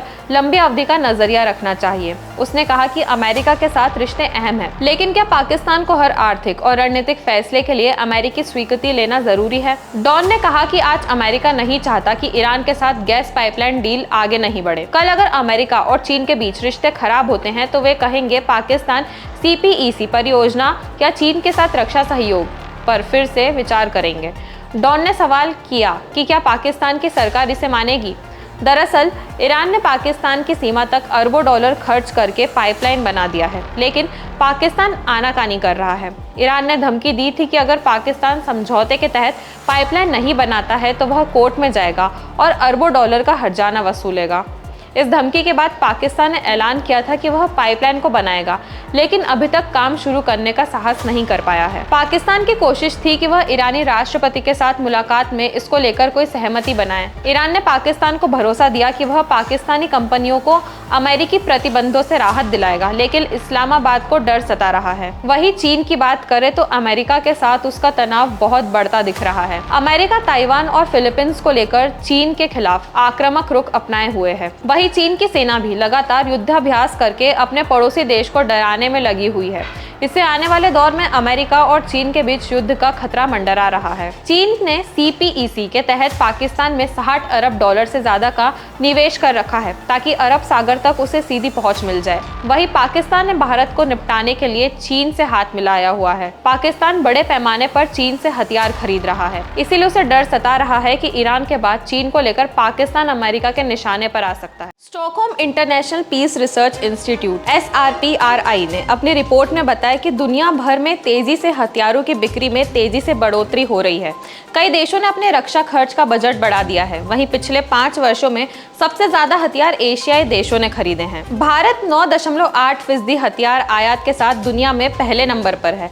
वहीं पिछले साल भी भारत सबसे ज्यादा हथियार आयात करने वाला देश था। भारत का फोकस अब आत्मनिर्भर भारत के तहत देश में हथियारों का निर्माण कर उन्हें दूसरे देशों को बेचना है। इसे लेकर हाल ही में भारत ने कई देशों में डिफेंस अताशे की भी नियुक्ति की है। तमाम देश भारतीय हथियारों में दिलचस्पी दिखा रहे हैं। हमारी आज की रिपोर्ट भी इसी विषय पर है। नमस्कार, मैं यशस्वी जोशी स्वागत करती हूं आपका यूबीई न्यूज में, जहां हम न सिर्फ खबरें लाते हैं बल्कि उसका बारीक और सटीक विश्लेषण भी करते हैं। हाल ही में भारत ने फिलीपींस को ब्रह्मोस मिसाइल का निर्यात किया है और भी देश ब्रह्मोस को लेकर इच्छुक है। इसकी वजह है कि भारत में बने हथियारों की अचूक मारक क्षमता और गुणवत्ता चीनी हथियारों से बेहतर है। चीन में बने हथियारों की क्वालिटी को लेकर लगातार सवाल उठ रहे हैं और हाल ही में इसका शिकार बना है ईरान। इन सब वजहों के चलते हाल में वर्षों में चीन का हथियार निर्यात घटा है। विशेषज्ञों का कहना है कि हथियारों की रेस में चीन को मात देने के लिए भारत के पास सुनहरा मौका है। हाल ही में ईरान इजराइल तनाव के बीच ईरान ने इजराइल पर 300 से ज्यादा मिसाइलें और ड्रोन बरसाए थे, जिनमें से 99% मिसाइल और ड्रोन इजराइल, अमेरिका और ब्रिटेन ने मिलाकर गिरा दिए थे। इजराइल के आयरन डोम एयर डिफेंस सिस्टम ने अपने काम को बखूबी अंजाम दिया था, लेकिन बहुत कम लोग जानते होंगे कि ईरान ने अपनी मिसाइलों और ड्रोन में जो कंपोनेंट इस्तेमाल किए थे वो चीन से खरीदे गए थे। अब ईरान के रक्षा विशेषज्ञ चीनी कंपोनेंट्स पर सवाल उठा रहे हैं। ईरान के रक्षा विशेषज्ञों का कहना है कि अमेरिका, इजराइल, फ्रांस और ब्रिटेन दशकों से चीन को ट्रैक कर रहे हैं और वे जानते थे कि कामिकेज ड्रोन कितना गोला बारूद ले जा सकते हैं। वो ये भी जानते थे कि ईरान की बैलिस्टिक मिसाइलों की ट्रेजेक्ट्री क्या होगी। ईरान का शाहिद ड्रोन, जो टारगेट पर निशाना साधकर खुद को नष्ट करने में सक्षम है, इसमें जो इंजन लगा है उसे Beijing Micro Pilot UV Flight Control System ने बनाया है। चीनी कंपनी ईरान की Meadow Import and Export Company Limited को इंजन निर्यात करती है। सटीक लक्ष्य के लिए ईरान की सभी मिसाइलों में लगे सेंसर और नेविगेशन के लिए लगे ऑप्टिकल इंस्ट्रूमेंट चीन की 3 कंपनियां Wuhan IRCEN Technology Company Limited, रेबिम ऑप्ट्रॉनिक्स कंपनी लिमिटेड और सनवे टेक कंपनी लिमिटेड बनाती है। ये तीनों कंपनियां ईरानी कंपनियों को कंपोनेंट सप्लाई करती है। वही अब रक्षा विशेषज्ञ चीन की तकनीक के ऊपर सवाल खड़े कर रहे हैं। रक्षा मामलों की जानकार ऋतु शर्मा बताती है कि रूस, यूक्रेन और इजराइल ईरान संघर्ष में चीनी तकनीक उतनी कारगर नहीं साबित हुई है। वह कहती है कि 13 अप्रैल को ईरान ने इजराइल के खिलाफ जो 300 UAV और मिसाइलें इस्तेमाल की थी, उनमें से 99% इजराइल ने अमेरिका और ब्रिटेन के सहयोग से मार गिराई। 10 मार्च को प्रकाशित SIPRI की रिपोर्ट बताती है कि हाल ही में कुछ सालों में चीन का मिलिट्री एक्सपोर्ट गिरा है। चीन ने प्रतिबंधों को दरकिनार कर उत्तरी कोरिया को हथियार दिए, रूस और ईरान को संवेदनशील हथियारों की तकनीक मुहैया कराई। चीन ने ईरान को 150 किलोमीटर रेंज वाली CSS-8 मिसाइलों की सप्लाई की और अब वह उसे एंटीशिप क्रूज मिसाइलों को बनाने में भी मदद कर रहा है। वहीं ईरान अब चीनी टेक्नोलॉजी पर आधारित 1500 किलोमीटर रेंज वाली जेलजल 3 मिसाइल भी बना रहा है। रिपोर्ट के मुताबिक साल 2019 से 23 में कुल वैश्विक हथियार निर्यात में चीन की हिस्सेदारी 5.8% थी, जो 2014 से 18 और 2019 से 23 के बीच गिरकर 5.3% हो गई। चीन ने 61% हथियार पाकिस्तान को सप्लाई किए। बाकी खरीदारों में बांग्लादेश, थाईलैंड और म्यांमार शामिल रहे। वहीं चीन ने अफ्रीकी देशों को 19% हथियार निर्यात किए, लेकिन साल 2019 से 23 के दौरान चीनी निर्यात में 23% की गिरावट दर्ज की गई। वहीं भारत के लिए अच्छी खबर है। डिफेंस इकोनॉमिक्स के प्रोफेसर नवीन वर्मा के मुताबिक दुनिया भर में चीनी हथियारों की क्वालिटी को लेकर शिकायत करने वाले देशों की संख्या बढ़ रही है। वहीं भारत के लिए हथियारों का बाजार भी उतना ही बड़ा होता जा रहा है। भारत ने हाल ही में फिलीपींस को ब्रह्मोस मिसाइल की डिलीवरी की है। फिलीपींस भारत से और भी कई हथियार खरीदने का इच्छुक है। भारत इस क्षेत्र में हथियारों की सप्लाई में बड़ा खिलाड़ी बन सकता है। रक्षा विशेषज्ञ कहते हैं कि अगर ब्रह्मोस की ही बात करें तो यह इतनी ताकतवर मिसाइल है कि इसकी रफ्तार और अचूक मारक क्षमता इसे दुश्मन के जहाजों और इंफ्रास्ट्रक्चर के लिए बेहद घातक है। ब्रह्मोस को जहाजों, पनडुब्बियों और विमानों समेत कई प्लेटफॉर्मों से लॉन्च किया जा सकता है। वही खरीदार देश अपने मौजूद डिफेंस सिस्टम में इसे आसानी से शामिल कर सकते हैं। प्रोफेसर वर्मा के मुताबिक ब्रह्मोस मिसाइल की फिलीपींस को डिलीवरी चीन के लिए तो बड़ा संदेश है ही, वहीं भारत ने भी ग्लोबल मिसाइल मार्केट में अपना दबदबा कायम किया है। पश्चिमी मीडिया यानी वेस्टर्न मीडिया जैसे कि अमेरिका और ब्रिटेन की पुरानी आदत है भारत में हो रहे चुनाव के बारे में टीका टिप्पणी करने की। CNN से लेकर अल जजीरा, फॉक्स न्यूज़ और वो देश जिनमें लोकतंत्र एक मिथ्या है, वो भी भारत को लोकतंत्र पर उपदेश देने से नहीं चूकते। हर बार इस बात को भारत नज़रअंदाज कर देता है, पर इस बार भारत के विदेश मंत्री एस जयशंकर ने इस बात को नज़रअंदाज नहीं किया। एक कार्यक्रम में शिरकत करते हुए एस जयशंकर ने वेस्टर्न मीडिया की जमकर आलोचना की। आज की रिपोर्ट में हम बात करेंगे क्या है ये पूरा मामला और क्यों भारत के विदेश मंत्री को सख्त तेवर अपनाने पड़े।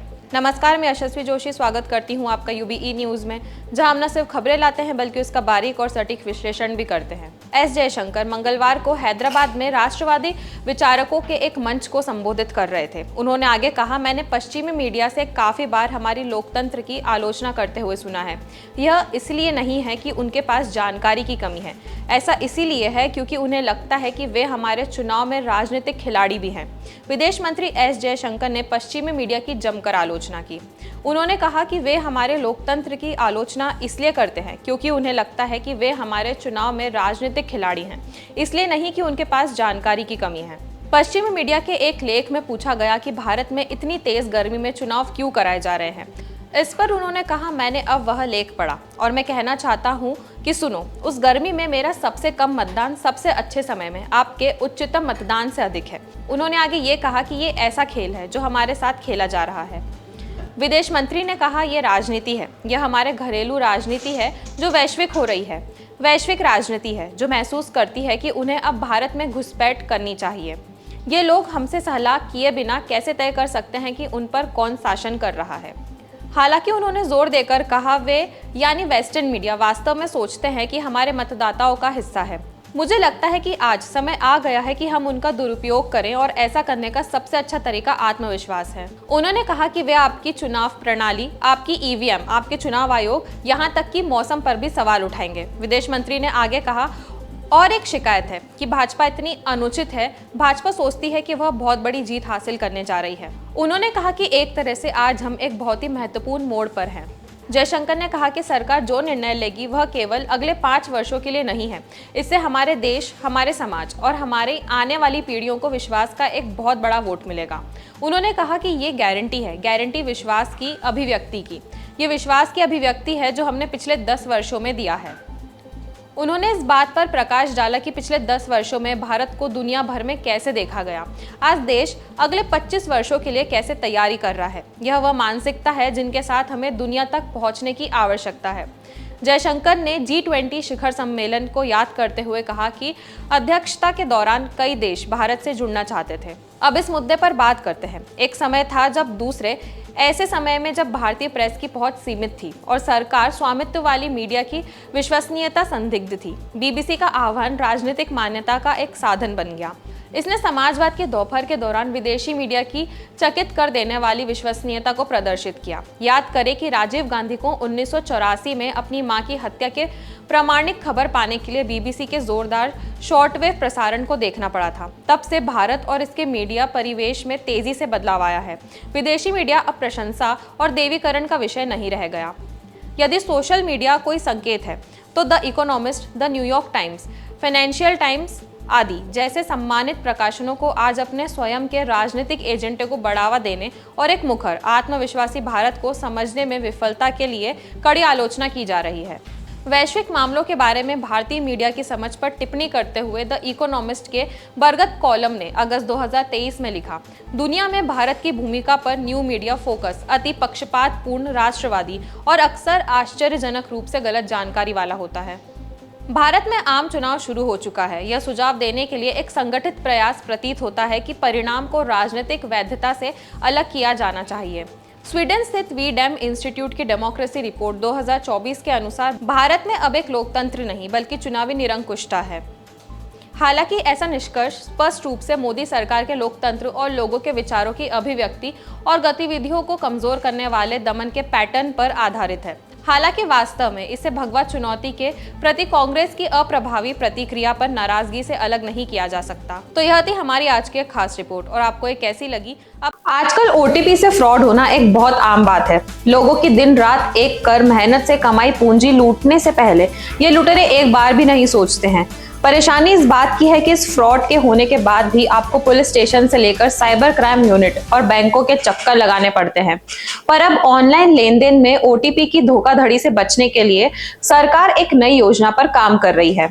और इसका मकसद ऑनलाइन OTP के जरिए होने वाले फ्रॉड पर नकेल कसना है। नमस्कार, मैं यशस्वी जोशी स्वागत करती हूँ आपका UBE न्यूज में, जहां हम न सिर्फ खबरें लाते हैं बल्कि उसका बारीक और सटीक विश्लेषण भी करते हैं। ऑनलाइन ट्रांजैक्शन में किसी भी धोखाधड़ी से बचने के लिए OTP यानी वन टाइम पासवर्ड का इस्तेमाल किया जाता है, लेकिन जालसाज कई बार इसके बावजूद ठगी में कामयाब हो जाते हैं। कई बार लोग खुद ही OTP बता देते हैं, तो कभी कभी जालसाज मोबाइल हैक कर ठगी की वारदात को अंजाम देते हैं। अब सरकार ने ऐसा अलर्ट सिस्टम तैयार करने का विचार किया है जिसमें OTP के जरिए फ्रॉड को रोका जा सके।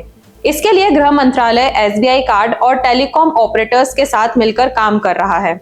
ऐसा सिस्टम तैयार होगा कि यदि कोई धोखे से OTP हासिल करेगा तो इसकी चेतावनी व्यक्ति को चली जाएगी और ठगी को रोका जा सकेगा। टाइम्स ऑफ इंडिया के रिपोर्ट के अनुसार जो सिस्टम विकसित किया जा रहा है उसमें कस्टमर के रजिस्टर्ड पते के साथ साथ उसके सिम की जियो लोकेशन और OTP किस जगह पर मंगाया गया है, इन सभी का मिलान किया जाएगा। इनके बीच किसी भी तरह का अंतर पाए जाने पर ग्राहक को अलर्ट भेजा जाएगा कि उनके साथ ठगी हो सकती है। योजना के मुताबिक टेलीकॉम कंपनियों की मदद से ग्राहक का डेटाबेस जांच कर ही OTP को भेजा जाएगा। हाल ही में रिजर्व बैंक ने फ्रॉड को रोकने के लिए किसी भी डिजिटल भुगतान लेन देन के लिए अतिरिक्त ऑथेंटिकेशन पर जोर दिया था।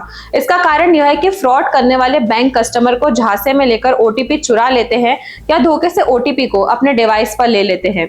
इस बारे में एक अधिकारी ने बताया कि फ्रॉड को रोकने के लिए 2 विकल्पों पर काम किया जा रहा है। कोशिश है कि OTP की डिलीवरी की जगह और ग्राहक की सिम की लोकेशन में किस तरह का अंतर मिलने पर या तो डिवाइस पर अलर्ट पॉपअप किया जाए या OTP को ही पूरी तरह से ब्लॉक कर दिया जाए। फिलहाल यह सब कुछ अभी प्रक्रिया में है। सरकार ठगी को रोकने के लिए तो प्रयास कर ही रही है, साथ ही यदि ठगी हो जाए तो तुरंत कैसे कार्रवाई की जाए, इसको लेकर भी लोगों को लगातार जागरूक किया जा रहा है। इसके तहत ठगी की आशंका होने पर अपने बैंक या क्रेडिट कार्ड कंपनी को तुरंत सूचना देनी चाहिए और अपने कार्ड या अकाउंट को ब्लॉक करवाना चाहिए। साथ ही तुरंत national cyber crime reporting portal cybercrime.gov.in पर तुरंत ऑनलाइन शिकायत करनी चाहिए। पुलिस थाने जाकर साइबर क्राइम सेल में FIR दर्ज करानी चाहिए। अगर आंकड़ों पर एक नजर डाले तो अप्रैल 2021 और दिसंबर 2023 के बीच जालसाजों ने 10,319 करोड़ रुपए से अधिक की हेराफेरी की। अधिकतर अपराध चीन, कंबोडिया और म्यांमार से हुए। 2023 में कुल 7,478 करोड़ रुपए की फर्जी ट्रांजैक्शन की 11.1 लाख शिकायतें मिली। भारत और चीन के बीच इन दिनों सीमा पर युद्ध जैसी तैयारी है। गलवान हिंसा के बाद दोनों ही देशों ने सीमा पर 50-50 हजार से ज्यादा सैनिकों को तैनात किया है। इस तनावपूर्ण माहौल के बीच तिब्बती धर्म गुरु दलाई लामा ने चीन के साथ पर्दे के पीछे बातचीत शुरू कर दी है। बताया जा रहा है कि करीब 1 दशक के बाद तिब्बती नेताओं और चीन के बीच फिर से बातचीत शुरू हुई है। हालांकि अभी तत्काल इसमें कोई खास सफलता नहीं मिली है। चीन और तिब्बती नेताओं के बीच ये बातचीत ऐसे समय पर शुरू हुई जब भारत और चीन के बीच सीमा पर तनाव अपने चरम पर बना हुआ है। हमारे आज की रिपोर्ट भी इसी विषय पर है, तो चलिए आपको बताते हैं क्या है ये पूरा मामला। नमस्कार, मैं यशस्वी जोशी स्वागत करती हूँ आपका UBE न्यूज में, जहां हम न सिर्फ खबरें लाते हैं बल्कि उसका बारीक और सटीक विश्लेषण भी करते हैं। तिब्बत के निर्वासित सरकार के राजनीतिक नेता पेनपा तैसरिन ने कहा है कि वार्ताकार बीजिंग में लोगों से बातचीत कर रहे हैं। साथ ही चीनी पक्ष की ओर से अन्य लोगों ने तिब्बती नेतृत्व के साथ संपर्क किया है। तिब्बती नेता पेनपा तैसरिन ने धर्मशाला में कहा, हमारा पिछले साल से बैक चैनल संवाद चल रहा है, लेकिन हमें तत्काल कोई अपेक्षा नहीं है। यह लंबी अवधि तक चलेगा। हमें बातचीत को जारी रखना चाहते हैं। इस बातचीत को शुरू हुए 1 साल से ज्यादा का समय हो गया है। चीनी हमसे संपर्क कर रहे हैं, यह हम है जो उनके साथ संपर्क नहीं कर रहे हैं, लेकिन इस मौके पर कोई उम्मीद करना वास्तविकता से दूर होगा। साल 2010 में औपचारिक बातचीत के टूट जाने के बाद ऐसा पहली बार हो रहा है जब दोनों पक्षों के बीच फिर से संपर्क शुरू हुआ है, लेकिन यह बहुत अनौपचारिक है। साल 2010 में चीन और तिब्बती नेताओं के बीच 9 दौर की बातचीत शुरू हुई थी। तिब्बत की निर्वाचित सरकार के सूचना और अंतर्राष्ट्रीय मामलों के मंत्री नॉर्जिन डोल्मा ने भी स्वीकार किया है कि चीन के साथ पर्दे के पीछे से बातचीत चल रही है।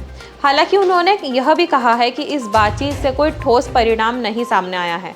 साल 2002 और 2010 के बीच औपचारिक बातचीत के दौरान तिब्बती पक्ष ने एक दस्तावेज पेश किया था जिसमें उन्होंने तिब्बती लोगों को वास्तविक स्वायत्तता की मांग की थी। तिब्बती नेताओं और चीन के बीच यह बैक चैनल बातचीत ऐसे समय पर शुरू हुई है जब भारत और चीन के बीच सीमा पर बहुत ज्यादा तनाव है। भारत और चीन के बीच 6 दशक से रिश्ते सबसे नीचे चले गए हैं। तिब्बत के स्वायत्त इलाके में ही चीन ने हजारों की तादाद में सैनिक तैनात किए हैं। इसके अलावा बड़े पैमाने पर सैन्य अड्डे और एयरबेस बना लिए हैं। यही नहीं, चीन ने बड़े पैमाने पर अत्याधुनिक फाइटर जेट और मिसाइलें तैनात की है। चीन ने कई शक्तिशाली रडार और अन्य जासूसी उपकरण भी लगाए हैं। चीन और भारत के बीच 2020 में गलवान हिंसा हुई थी और दोनों देशों के कई सैनिक मारे गए थे। तिब्बती नेता पेनमा तैसरिन ने कहा है कि उनकी निर्वासित सरकार भारत के विदेश मंत्रालय और भारतीय सुरक्षा एजेंसियों के साथ तिब्बत के मुद्दे पर पूरी तरह से मिलकर काम कर रही है। पेनमा तैसरिन ने कहा है कि भारत और तिब्बती सरकार के बीच बहुत पारदर्शी रिश्ता रहा है। उन्होंने कहा कि चीन ने जो सीमा पर दादागिरी दिखाई, उससे तिब्बत का मुद्दा भारत में प्रमुखता से उठा है। बता दें कि भारत सरकार की स्थिति साफ है कि चीन के साथ तब तक रिश्ते सामान्य नहीं हो सकते जब तक कि LAC पर चीन की सेनाएं पीछे नहीं हटती है। चीन की कोशिश अब यह है कि किसी तरह से यथास्थिति को बहाल रखा जाए, जिसमें उसको फायदा है। चीन ने तिब्बत के बच्चों को उनकी जड़ों से काटना शुरू कर दिया है। उन्हें जबरन ऐसे स्कूलों में डाला जा रहा है जहां वे अपनी संस्कृति से कट जा रहे हैं। इससे वे अब चीन के रंग में रंगते जा रहे हैं। That's not how you deal with world. Okay? Because 8 people come and do something, you don't jump on the entire nation. It doesn't work that way. Sam Pitroda के बयान को लेकर बीजेपी ने दिल्ली और पंजाब में प्रदर्शन किया। दिल्ली में चुनाव प्रचार के लिए भले ही आज आखिरी दिन हो, लेकिन बीजेपी ने इस मुद्दे पर आक्रामकता की अभी शुरुआत भर की। कांग्रेस ओवरसीज अध्यक्ष सैम पित्रोदा के एक विवादित बयान ने एक बार फिर से कांग्रेस को मुश्किल में डाल दिया है। सैम पित्रोदा ने इनहेरिटेंस टैक्स के नाम पर ऐसा बवाल काटा है कि पूरी कांग्रेस को सामने आकर फ्रंट फुट से बैक फुट पर ला दिया है। वहीं इस मुद्दे को पीएम मोदी ने पूरी तरह से भुनाया है और एक नया नारा ही दे दिया है। यानी कांग्रेस का मंत्र है कांग्रेस की लूट। कांग्रेस का मंत्र है कांग्रेस की लूट, जिंदगी के साथ भी और जिंदगी के बाद भी। यह पहला मौका नहीं है कि सैम पित्रोदा ने कांग्रेस के लिए मुश्किलें खड़ी की हैं। इसके पहले भी पित्रोदा सिख दंगों पर दिए अपने बहुत ही संवेदनशील बयान को लेकर चर्चा में आ चुके हैं।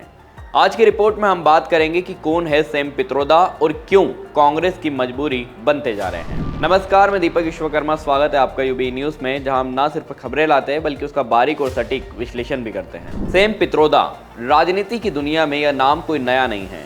इंदिरा गांधी, राजीव गांधी और मनमोहन सिंह के सलाहकार रह चुके पित्रोदा इस समय इंडिया ओवरसीज कांग्रेस के अध्यक्ष हैं।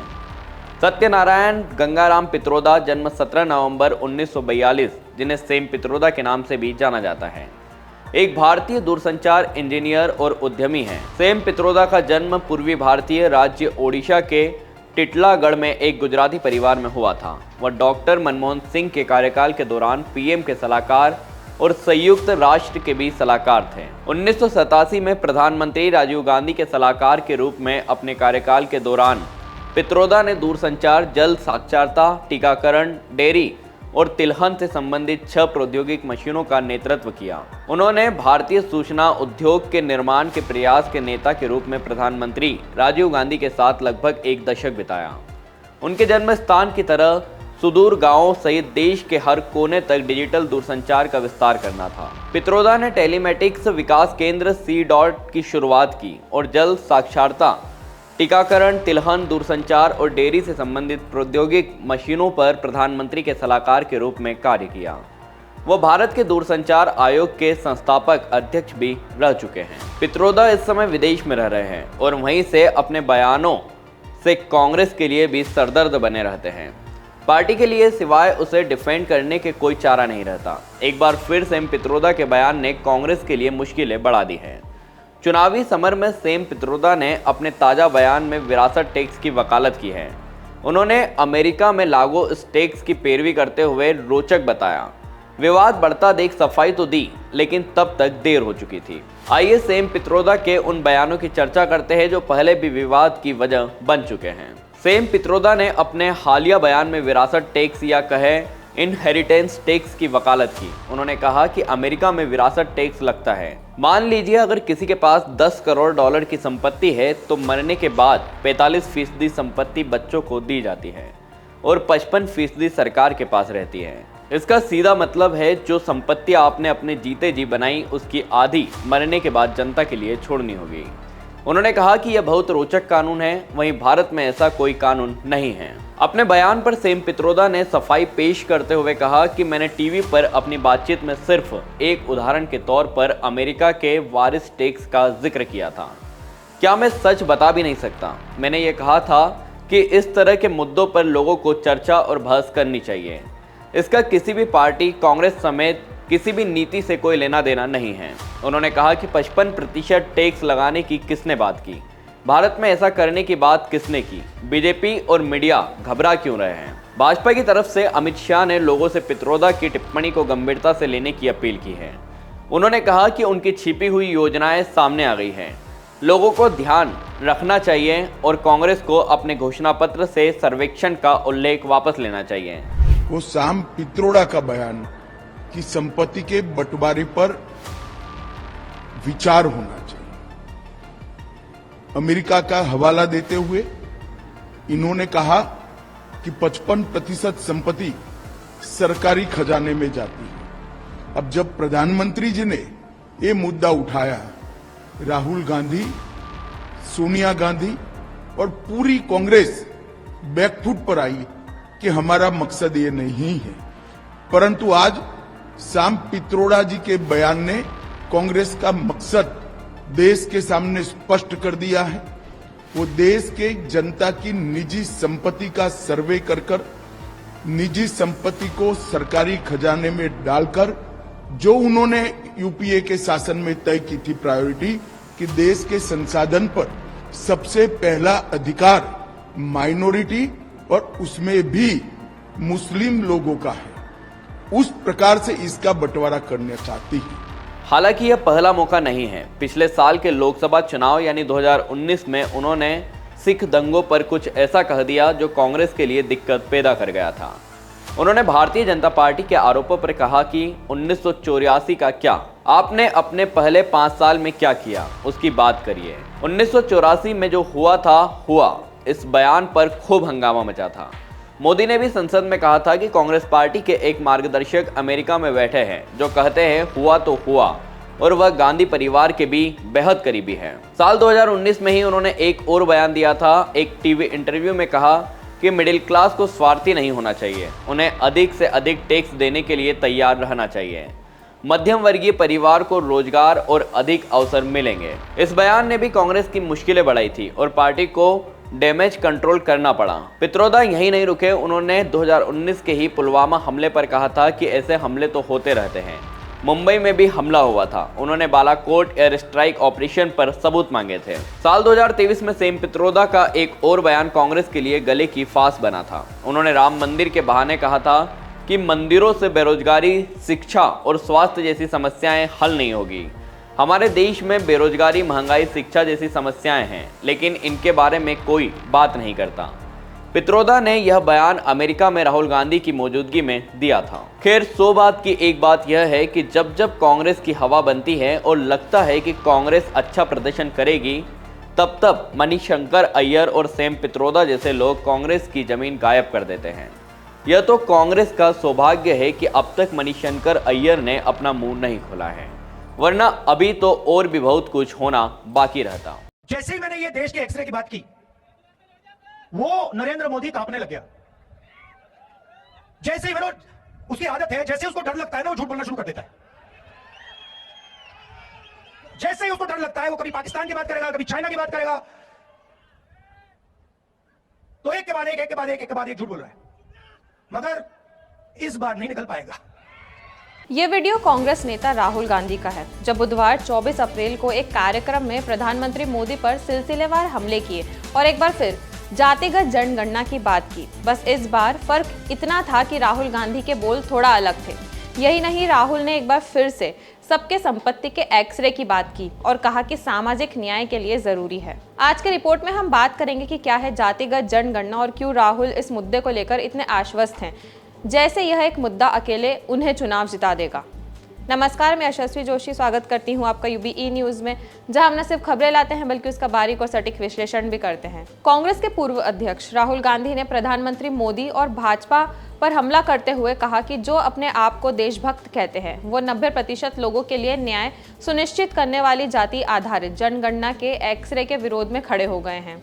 राहुल ने आगे कहा कि लेकिन वो जाति आधारित जनगणना को रोक नहीं सकते। उन्होंने यहाँ समृद्ध भारत नामक संगठन की ओर से आयोजित सामाजिक न्याय सम्मेलन में बतौर मुख्य वक्ता यह भी कहा कि देश के 90% आबादी के लिए न्याय मेरी जिंदगी का मिशन बन गया है। राहुल गांधी ने दावा किया है कि प्रधानमंत्री मोदी उनकी पार्टी के क्रांतिकारी घोषणा पत्र से घबरा गए हैं। उन्होंने कहा है कि हिंदुस्तान में आज 90% लोगों के साथ भयंकर अन्याय हो रहा है। उन्होंने कहा, मैंने ऐसा नहीं कहा है कि हम कोई कार्रवाई करेंगे, हमने सिर्फ कहा है कि यह पता लगाएंगे कि कितना अन्याय हो रहा है। कांग्रेस नेता ने कहा कि अगर किसी को चोट लगी है और वह कहे कि आप एक्सरे करा लीजिए तो इससे किसी को ऐतराज तो नहीं होना चाहिए। चलिए अब आपको बताते हैं कि राहुल ने क्या कहा। जाति जनगणना से क्लैरिटी हो जाएगी, और जाति जनगणना को मैं आपको थोड़ा समझाना चाहता हूं। आप ये मत सोचिए कि जाति जनगणना सिर्फ कास्ट सर्वे है, वो जाति का सर्वे है, मगर उसमें हम इकोनॉमिक और इंस्टीट्यूशनल सर्वे भी जोड़ेंगे। मतलब क्या होगा? मतलब क्या होगा? देश को पता लग जाएगा कि इस जात में इतने लोग हैं, दलित इतने, आदिवासी इतने, गरीब जनरल क्लास इतने, इनकी आमदनी इतनी है और हिंदुस्तान की संस्थाओं में इनकी इतनी भागीदारी है। तो पता लग जाएगा कि मीडिया में इतनी कंपनियां हिंदुस्तान की मीडिया को कंट्रोल करती हैं, इतना पैसा हिंदुस्तान की सरकार इनको दे रही है, और इस संस्था में इतने ओबीसी, इतने दलित, इतने आदिवासी, वो सब संस्थाओं का होगा। तो ये एक प्रकार से नेशनल एक्सरे मान लीजिए इसको। और मुझे लगता है कि 70 साल बाद ये एक जरूरी कदम है कि हम असेस करें कि 70 साल की आजादी के बाद आज सिचुएशन क्या है और इसके बाद हमें किस डायरेक्शन में जाना चाहिए। लॉजिकल है और इसका कोई इतराज नहीं कर सकता है। ये मैं आपसे कहना चाहता था। आप ये मत सोचिए कि ये काम 1 दिन का, 2 दिन का, 5 दिन का है। ये लाइफ टाइम का काम है और इसको हम मिलकर करने जा रहे हैं। आप सबका कांग्रेस जनरली क्रांतिकारी काम करती है।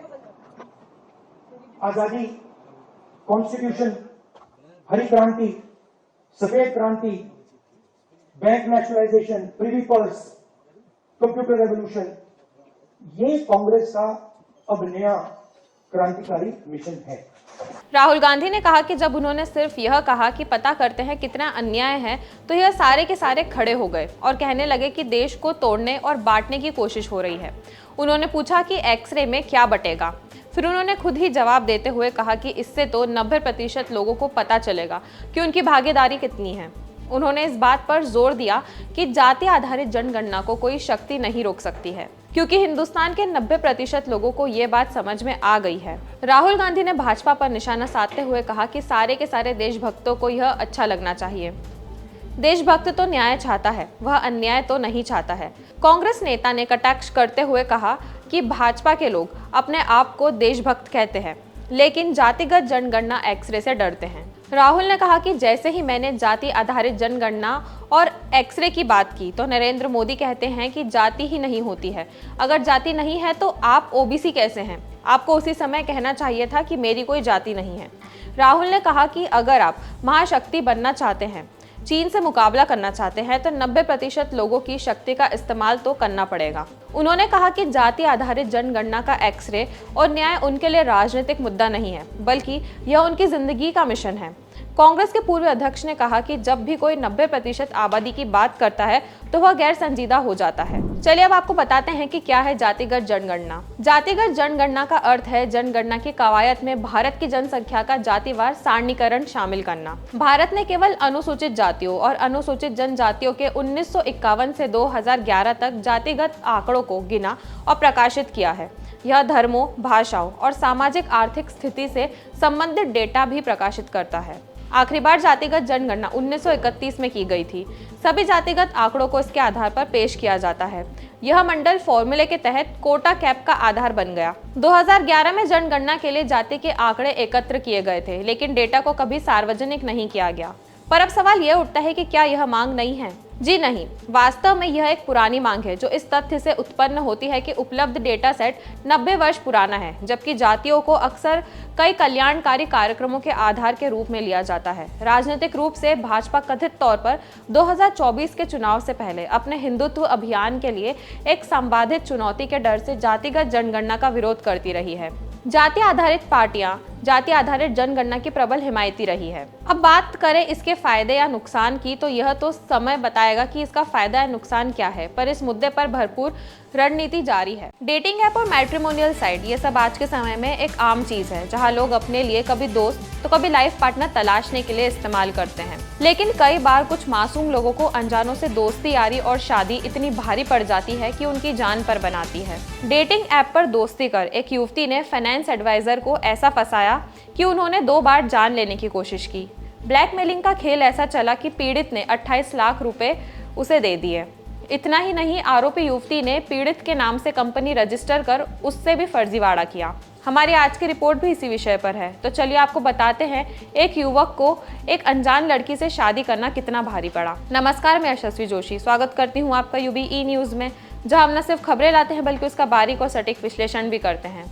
फरीदाबाद निवासी फाइनेंस एडवाइजर ने बताया कि जनवरी 2022 में एक डेटिंग ऐप के जरिए नेहा अरविंद नाम की युवती से उनकी दोस्ती हुई थी। ऐप पर नेहा ने तस्वीर नाम से प्रोफाइल बनाई थी। चैटिंग के दौरान दोनों ने मोबाइल नंबर भी एक्सचेंज किया। दोनों में बातचीत होने लगी। इस बीच उसने अपना असली नाम नेहा अरविंद बताया। पहली बार 24 जनवरी 2022 को दोनों की मुलाकात गाजियाबाद के वैशाली में हुई। इस दौरान नेहा ने परिवार के बारे में पूछा। पीड़ित ने बताया कि उनकी मां की मौत कैंसर की वजह से हुई थी। पीड़ित ने बताया कि मुलाकात के 4 दिन बाद नेहा ने व्हाट्सएप मैसेज पर बताया कि उसे कुछ पैसों की जरूरत है। वह एटीएम से 6,000 रुपए निकाल कर ला रही थी। वह पैसे किसी ने लूट लिए। पैसे उसकी मां के कैंसर के इलाज के लिए चाहिए थे। पीड़ित ने बताया कि उन्होंने नेहा के खाते में 6,000 रुपए ट्रांसफर कर दिए। इसके बाद नेहा ने उससे मिलना जुलना शुरू कर दिया और उनके परिवार के बारे में सारी जानकारी हासिल की। कुछ दिन बाद नेहा ने अपनी मां के कैंसर के इलाज के बहाने 2.5 लाख रुपए मांगे। पीड़ित ने पैसे देने से मना कर दिया। इसके बाद नेहा ने उन्हें ब्लैकमेल करना शुरू कर दिया।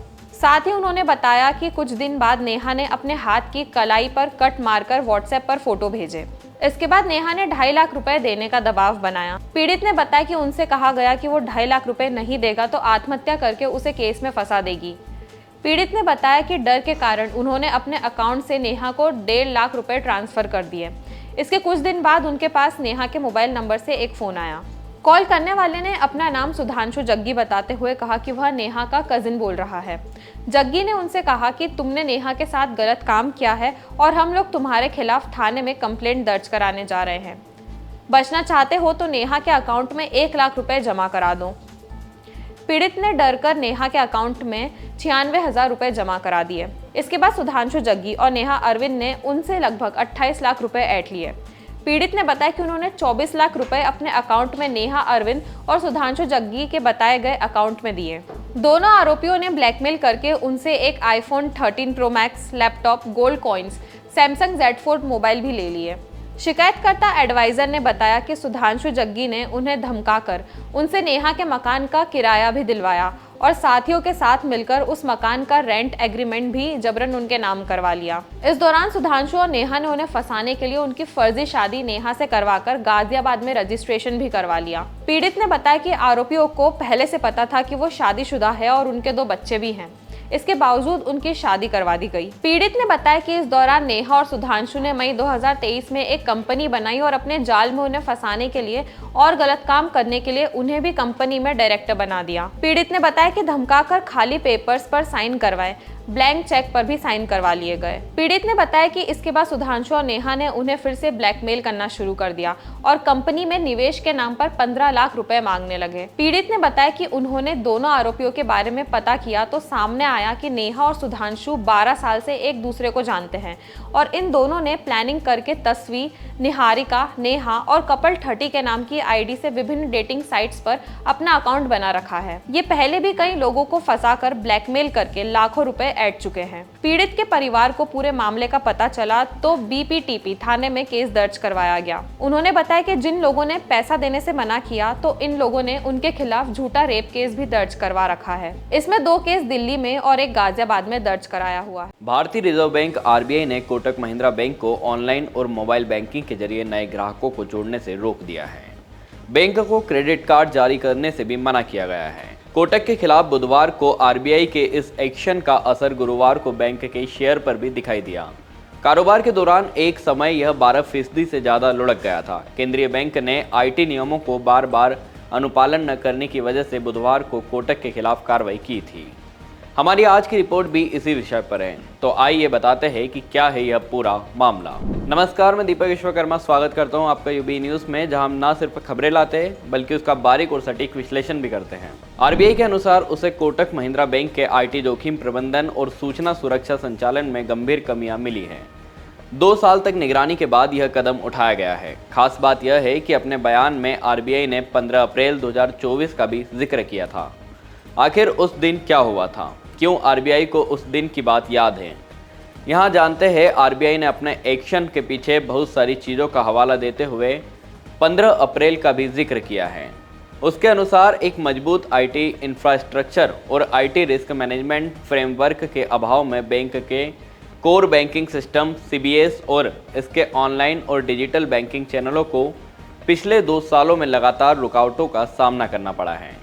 हाल ही में सेवा में व्यवधान आया है 15 अप्रैल 2024 को, जिसके कारण ग्राहकों को गंभीर असुविधाएं हुई है। कोटक महिंद्रा बैंक के कई ग्राहक उस दिन बैंक के मोबाइल एप्लीकेशन का इस्तेमाल करने में असमर्थ थे।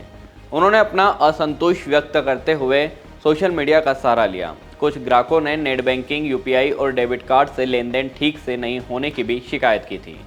एक ग्राहक ने सोशल मीडिया प्लेटफॉर्म पर अनुरोध किया कि समस्या की जल्द से जल्द जांच करें और इसे जल्द ही हल करें। इसी के साथ ग्राहक ने स्क्रीनशॉट भी अटैच किया। ग्राहकों की शिकायतों का जवाब देते हुए कोटक महिंद्रा बैंक ने अपने ऑफिशियल कस्टमर केयर हैंडल से कहा, हमें आपको यह बताते हुए खेद है कि हमारे तकनीकी सर्वर वर्तमान में रुक कर धीमी गति से चल रहे हैं। हम समस्या को हल करने और जल्द से जल्द सेवाओं को बहाल करने के लिए काम कर रहे हैं। इससे होने वाली किसी भी असुविधा के लिए हम क्षमा चाहते हैं। हम आपके धैर्य और समझ की सराहना करते हैं। बयान के मुताबिक लगातार 2 वर्षों तक नियामक दिशा निर्देशों के तहत निर्धारित शर्तों के विपरीत बैंक में IT जोखिम और सूचना सुरक्षा संचालन में कमी पाई गई। RBI ने दिसंबर 2020 में बार प्रौद्योगिकी संबंधी खराबी सामने आने पर HDFC बैंक पर भी नए कार्ड जारी करने और नई डिजिटल पहल शुरू करने पर रोक लगा दी थी। हालांकि मार्च 2022 में यह रोक हटा दी गई थी। केंद्रीय बैंक ने कहा कि किसी भी अन्य नियामक पर्यवेक्षी या प्रवर्तन कार्रवाई से प्रभावित हुए बिना ये कार्रवाई की गई है। इन्हें रिजर्व बैंक की ओर से किसी भी बैंक के खिलाफ शुरू किया जा सकता है। सुप्रीम कोर्ट द्वारा हाल ही में वीवीपैट से हर वोट सत्यापन की मांग वाली अर्जियां खारिज कर दी है, जिसके साथ ही बैलेट से मतदान से जुड़ी याचिकाओं को भी खारिज कर दिया गया है। न्यायमूर्ति संजीव खन्ना और जस्टिस दीपांकर दत्ता की पीठ ने मामले में 2 फैसले सुनाए। फैसला सुनाते हुए जस्टिस खन्ना ने कहा कि कोर्ट ने वीवीपैट से जुड़ी सभी याचिकाओं को खारिज कर दिया है, जिनमें बैलेट पेपर से चुनाव कराए जाने की मांग वाली याचिकाएं भी शामिल हैं।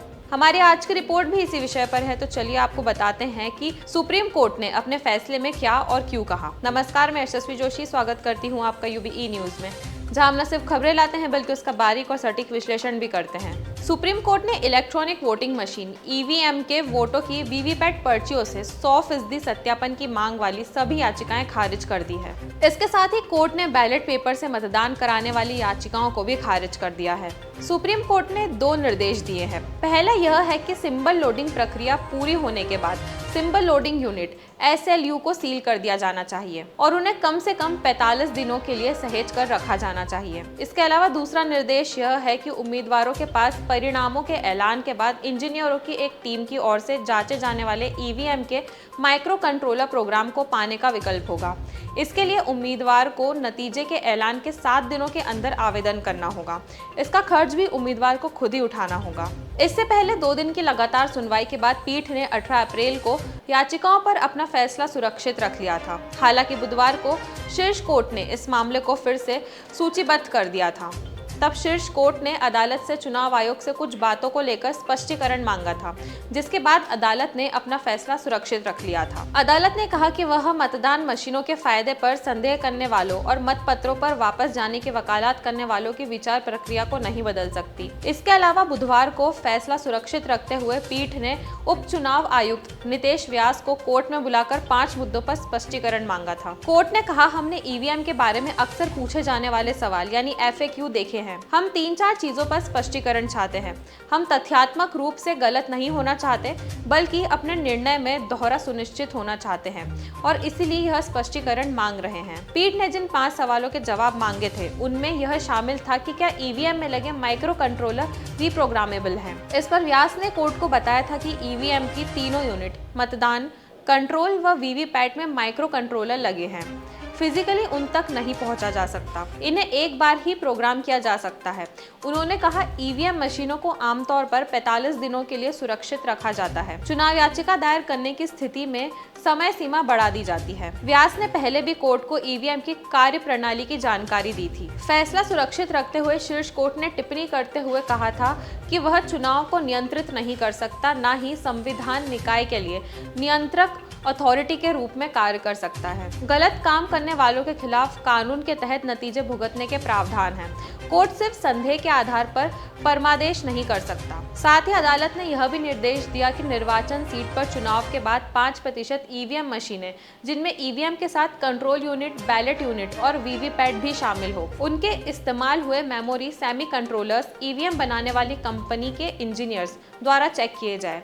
दूसरे और तीसरे नंबर पर रहने वाले उम्मीदवारों की लिखित मांग पर जांच हो सकती है। चुनाव नतीजे घोषित होने के 7 दिनों के भीतर ये मांग की जा सकती है। जांच की मांग करने वाले उम्मीदवार को ही इसकी लागत वहन करनी होगी और अगर ईवीएम में छेड़छाड़ का आरोप सही साबित हुआ तो चुनाव आयोग को उम्मीदवार को लागत के पैसे लौटाने होंगे। आज भी भारत में कई राज्य और शहर बेरोजगार युवाओं से जूझ रहे हैं। ऐसा ही आलम बंगाल में भी देखने को मिल रहा है।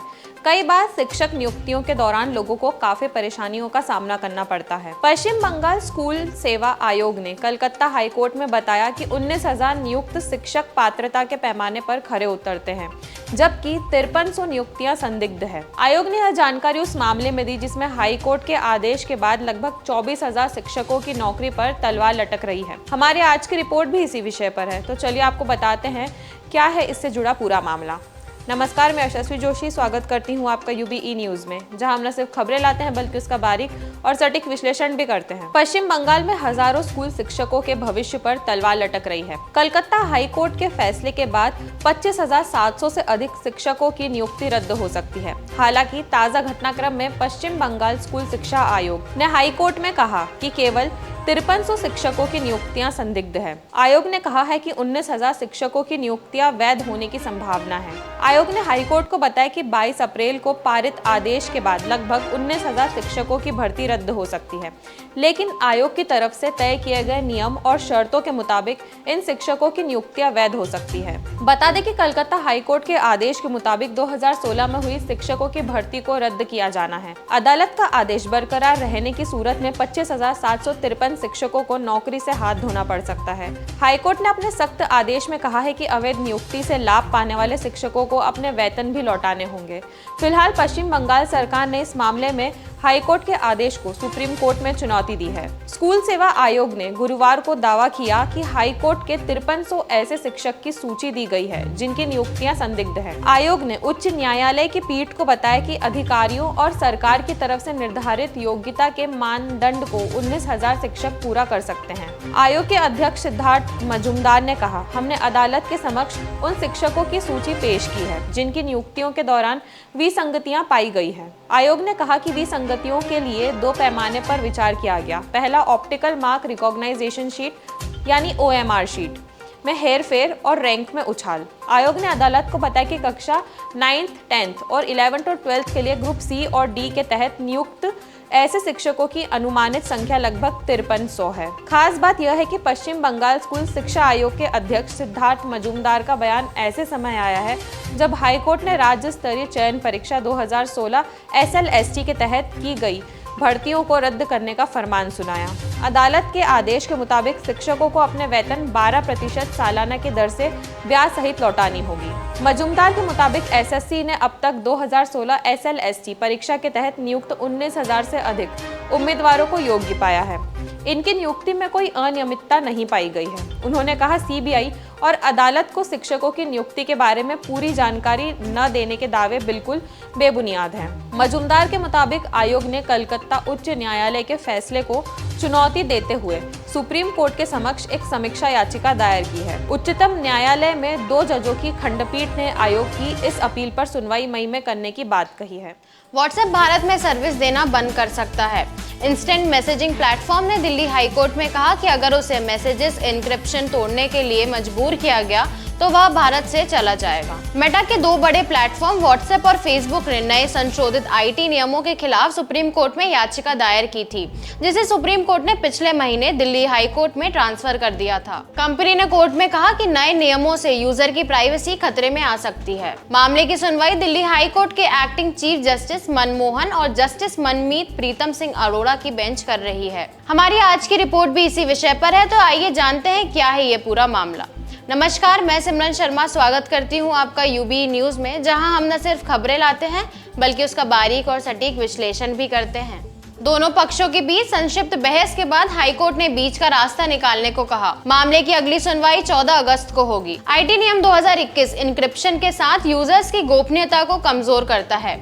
ये भारतीय संविधान के अनुच्छेद 14, 19 और 21 के तहत मौलिक अधिकारों का भी उल्लंघन करता है। दुनिया में कहीं और ऐसा कोई नियम नहीं है, ब्राजील में भी नहीं। यह नियम उपयोगकर्ताओं की गोपनीयता के खिलाफ है और नियम बिना किसी परामर्श के पेश किया गया था। हमें एक पूरी श्रृंखला रखनी होगी और हमें नहीं पता कि किस मैसेज को सरकार मांग सकती है। इसका मतलब है कि करोड़ों मैसेज वर्षों तक स्टोर करना होगा। आइए जानते हैं क्या होता है ये end to end encryption. End to end encryption एक कम्युनिकेशन सिस्टम है जिसमें मैसेज भेजने वाले और मैसेज रिसीव करने वाले के अलावा कोई अन्य शामिल नहीं होता है। यहाँ तक कि कंपनी भी एंड टू एंड एन्क्रिप्शन में यूजर्स के मैसेज नहीं देख सकती है। एन्क्रिप्शन के लिए व्हाट्सएप आपके मैसेज या डेटा को कॉम्प्लेक्स कंप्यूटर कोड में बदल देता है। इस मैसेज को वही डिक्रिप्ट कर सकता है जिसके पास सही एक्सेस की होती है। कंपनी के पास भी यह एक्सेस की नहीं होती है। सोशल मीडिया प्लेटफॉर्म्स ने 2021 के इंफॉर्मेशन टेक्नोलॉजी आईटी के नए संशोधित नियमों को चुनौती दी है। इन नियमों के तहत व्हाट्सएप को चैट का पता लगाने के साथ साथ यह भी पता लगाना होगा कि मैसेज पहली बार कहां से किसने भेजा था। इन नियमों के तहत व्हाट्सएप को चैट का पता लगाने के साथ साथ यह भी पता करना होगा कि मैसेज पहली बार कहां से किसके पास भेजा गया। इससे पहले केंद्र सरकार ने दिल्ली हाईकोर्ट को बताया था कि व्हाट्सएप और फेसबुक बिजनेस या कमर्शियल पर्पस के लिए यूजर्स के डेटा बेचता है। इसलिए कानूनी तौर पर कंपनी यह दावा नहीं कर सकती है कि वह गोपनीयता की रक्षा करती है। इस मामले में सरकार ने 4 बड़ी बातें कही हैं। एडवोकेट कीर्तिमान सिंह ने कहा कि इस गाइडलाइन के पीछे का विचार मैसेज के सोर्स का पता लगाना था। वैसे भी समय के अनुसार मैसेज को ट्रेस करने का कोई मैकेनिज्म होना ही चाहिए। सरकार ने कहा कि व्हाट्सएप भारत में यूजर्स को किसी भी विवाद समाधान का अधिकार देश के अंदर नहीं देती है। यह उनके मौलिक अधिकारों का हनन है। अगर आईटी नियम 2021 लागू नहीं किया गया तो एजेंसियों को फर्जी मैसेज के सोर्स का पता लगाने में दिक्कत होगी। ऐसे मैसेज अन्य प्लेटफॉर्म में फैल जाएंगे जिससे समाज में शांति सद्भाव बिगड़ सकता है। इंटरनेट ओपन होना चाहिए, साथ ही सेफ और ट्रस्टेड होना चाहिए और प्लेटफॉर्म यूजर्स के प्रति जवाबदेह होना चाहिए। किसी को भी भारतीय नागरिकों के मौलिक अधिकारों को छीनने की अनुमति नहीं दी जा सकती। इस पूरे मामले पे व्हाट्सएप ने कहा, हम अपने यूजर्स की गोपनीयता का उल्लंघन करने वाले नियमों का विरोध करने के लिए दुनिया भर के एक्सपर्ट के साथ चर्चा कर रहे हैं। इस बीच हम भारत के साथ भी बीच का रास्ता निकालने के लिए बात कर रहे हैं। संगठन में मैं शिवराज साहब काम करते थे, ये मुख्यमंत्री थे, मैं भी मुख्यमंत्री था, हम साथ काम करते थे। वो पार्लियामेंट में गए थे तब मैं महामंत्री के नाते साथ में काम करते थे। अब फिर मैं एक बार उनको ले जाना चाहता हूं। विदिशा रायसेन संसदीय क्षेत्र में भाजपा प्रत्याशी पूर्व मुख्यमंत्री शिवराज सिंह चौहान ने गुरुवार को जन आशीर्वाद यात्रा, नुक्कड़ सभाओं और रोड शो किया। इस दौरान शिवराज काफी खुश नजर आए। अपने संबोधन में उन्होंने कहा कि मामा अब दिल्ली जाने वाला है और वे भी ले जाने वाले हैं। दरअसल उनका इशारा प्रधानमंत्री नरेंद्र मोदी की ओर था। एक दिन पहले प्रधानमंत्री मोदी ने हरदा में अपनी जनसभा में कहा था कि वह शिवराज को दिल्ली ले जाना चाहते हैं। बता दें कि अब तक मोदी की सभाओं से शिवराज की दूरी बनी हुई थी, जिसको लेकर कई तरह की चर्चाएं भी चल रही थी। हालांकि बुधवार को हरदा में शिवराज प्रधानमंत्री मोदी के साथ मंच पर नजर आए। मोदी ने पुराने रिश्तों का हवाला देते हुए शिवराज की तारीफ भी की।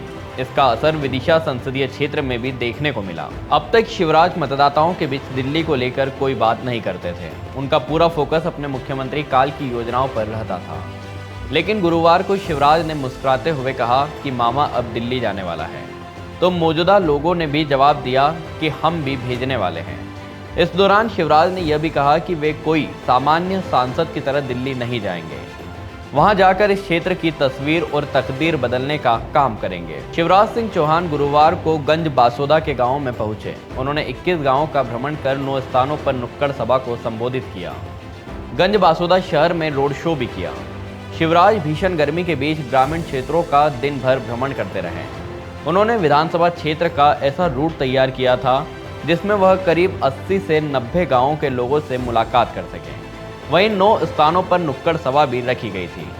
इसके लिए छोटे छोटे पांडाल लगाए गए थे। वहीं गर्मी से बचाव के लिए शिवराज सिर पर गमछा बांधे लोगों को संबोधित करते रहे। उनकी नुक्कड़ सभाओं में बड़ी संख्या में महिलाएं भी उपस्थित थी। अभी तक शिवराज सिंह चुनाव प्रचार के दौरान अपने मुख्यमंत्री काल की योजनाओं का जिक्र करते थे।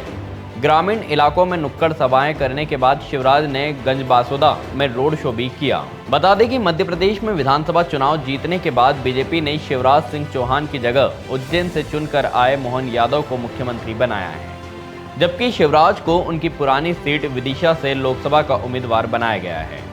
विदिशा सीट की बात करें तो यह सीट बीजेपी जनसंघ का गढ़ मानी जाती रही है। इस सीट पर पूर्व प्रधानमंत्री अटल बिहारी वाजपेयी से लेकर पूर्व विदेश मंत्री सुषमा स्वराज जैसे दिग्गज नेता जीत हासिल कर चुके हैं।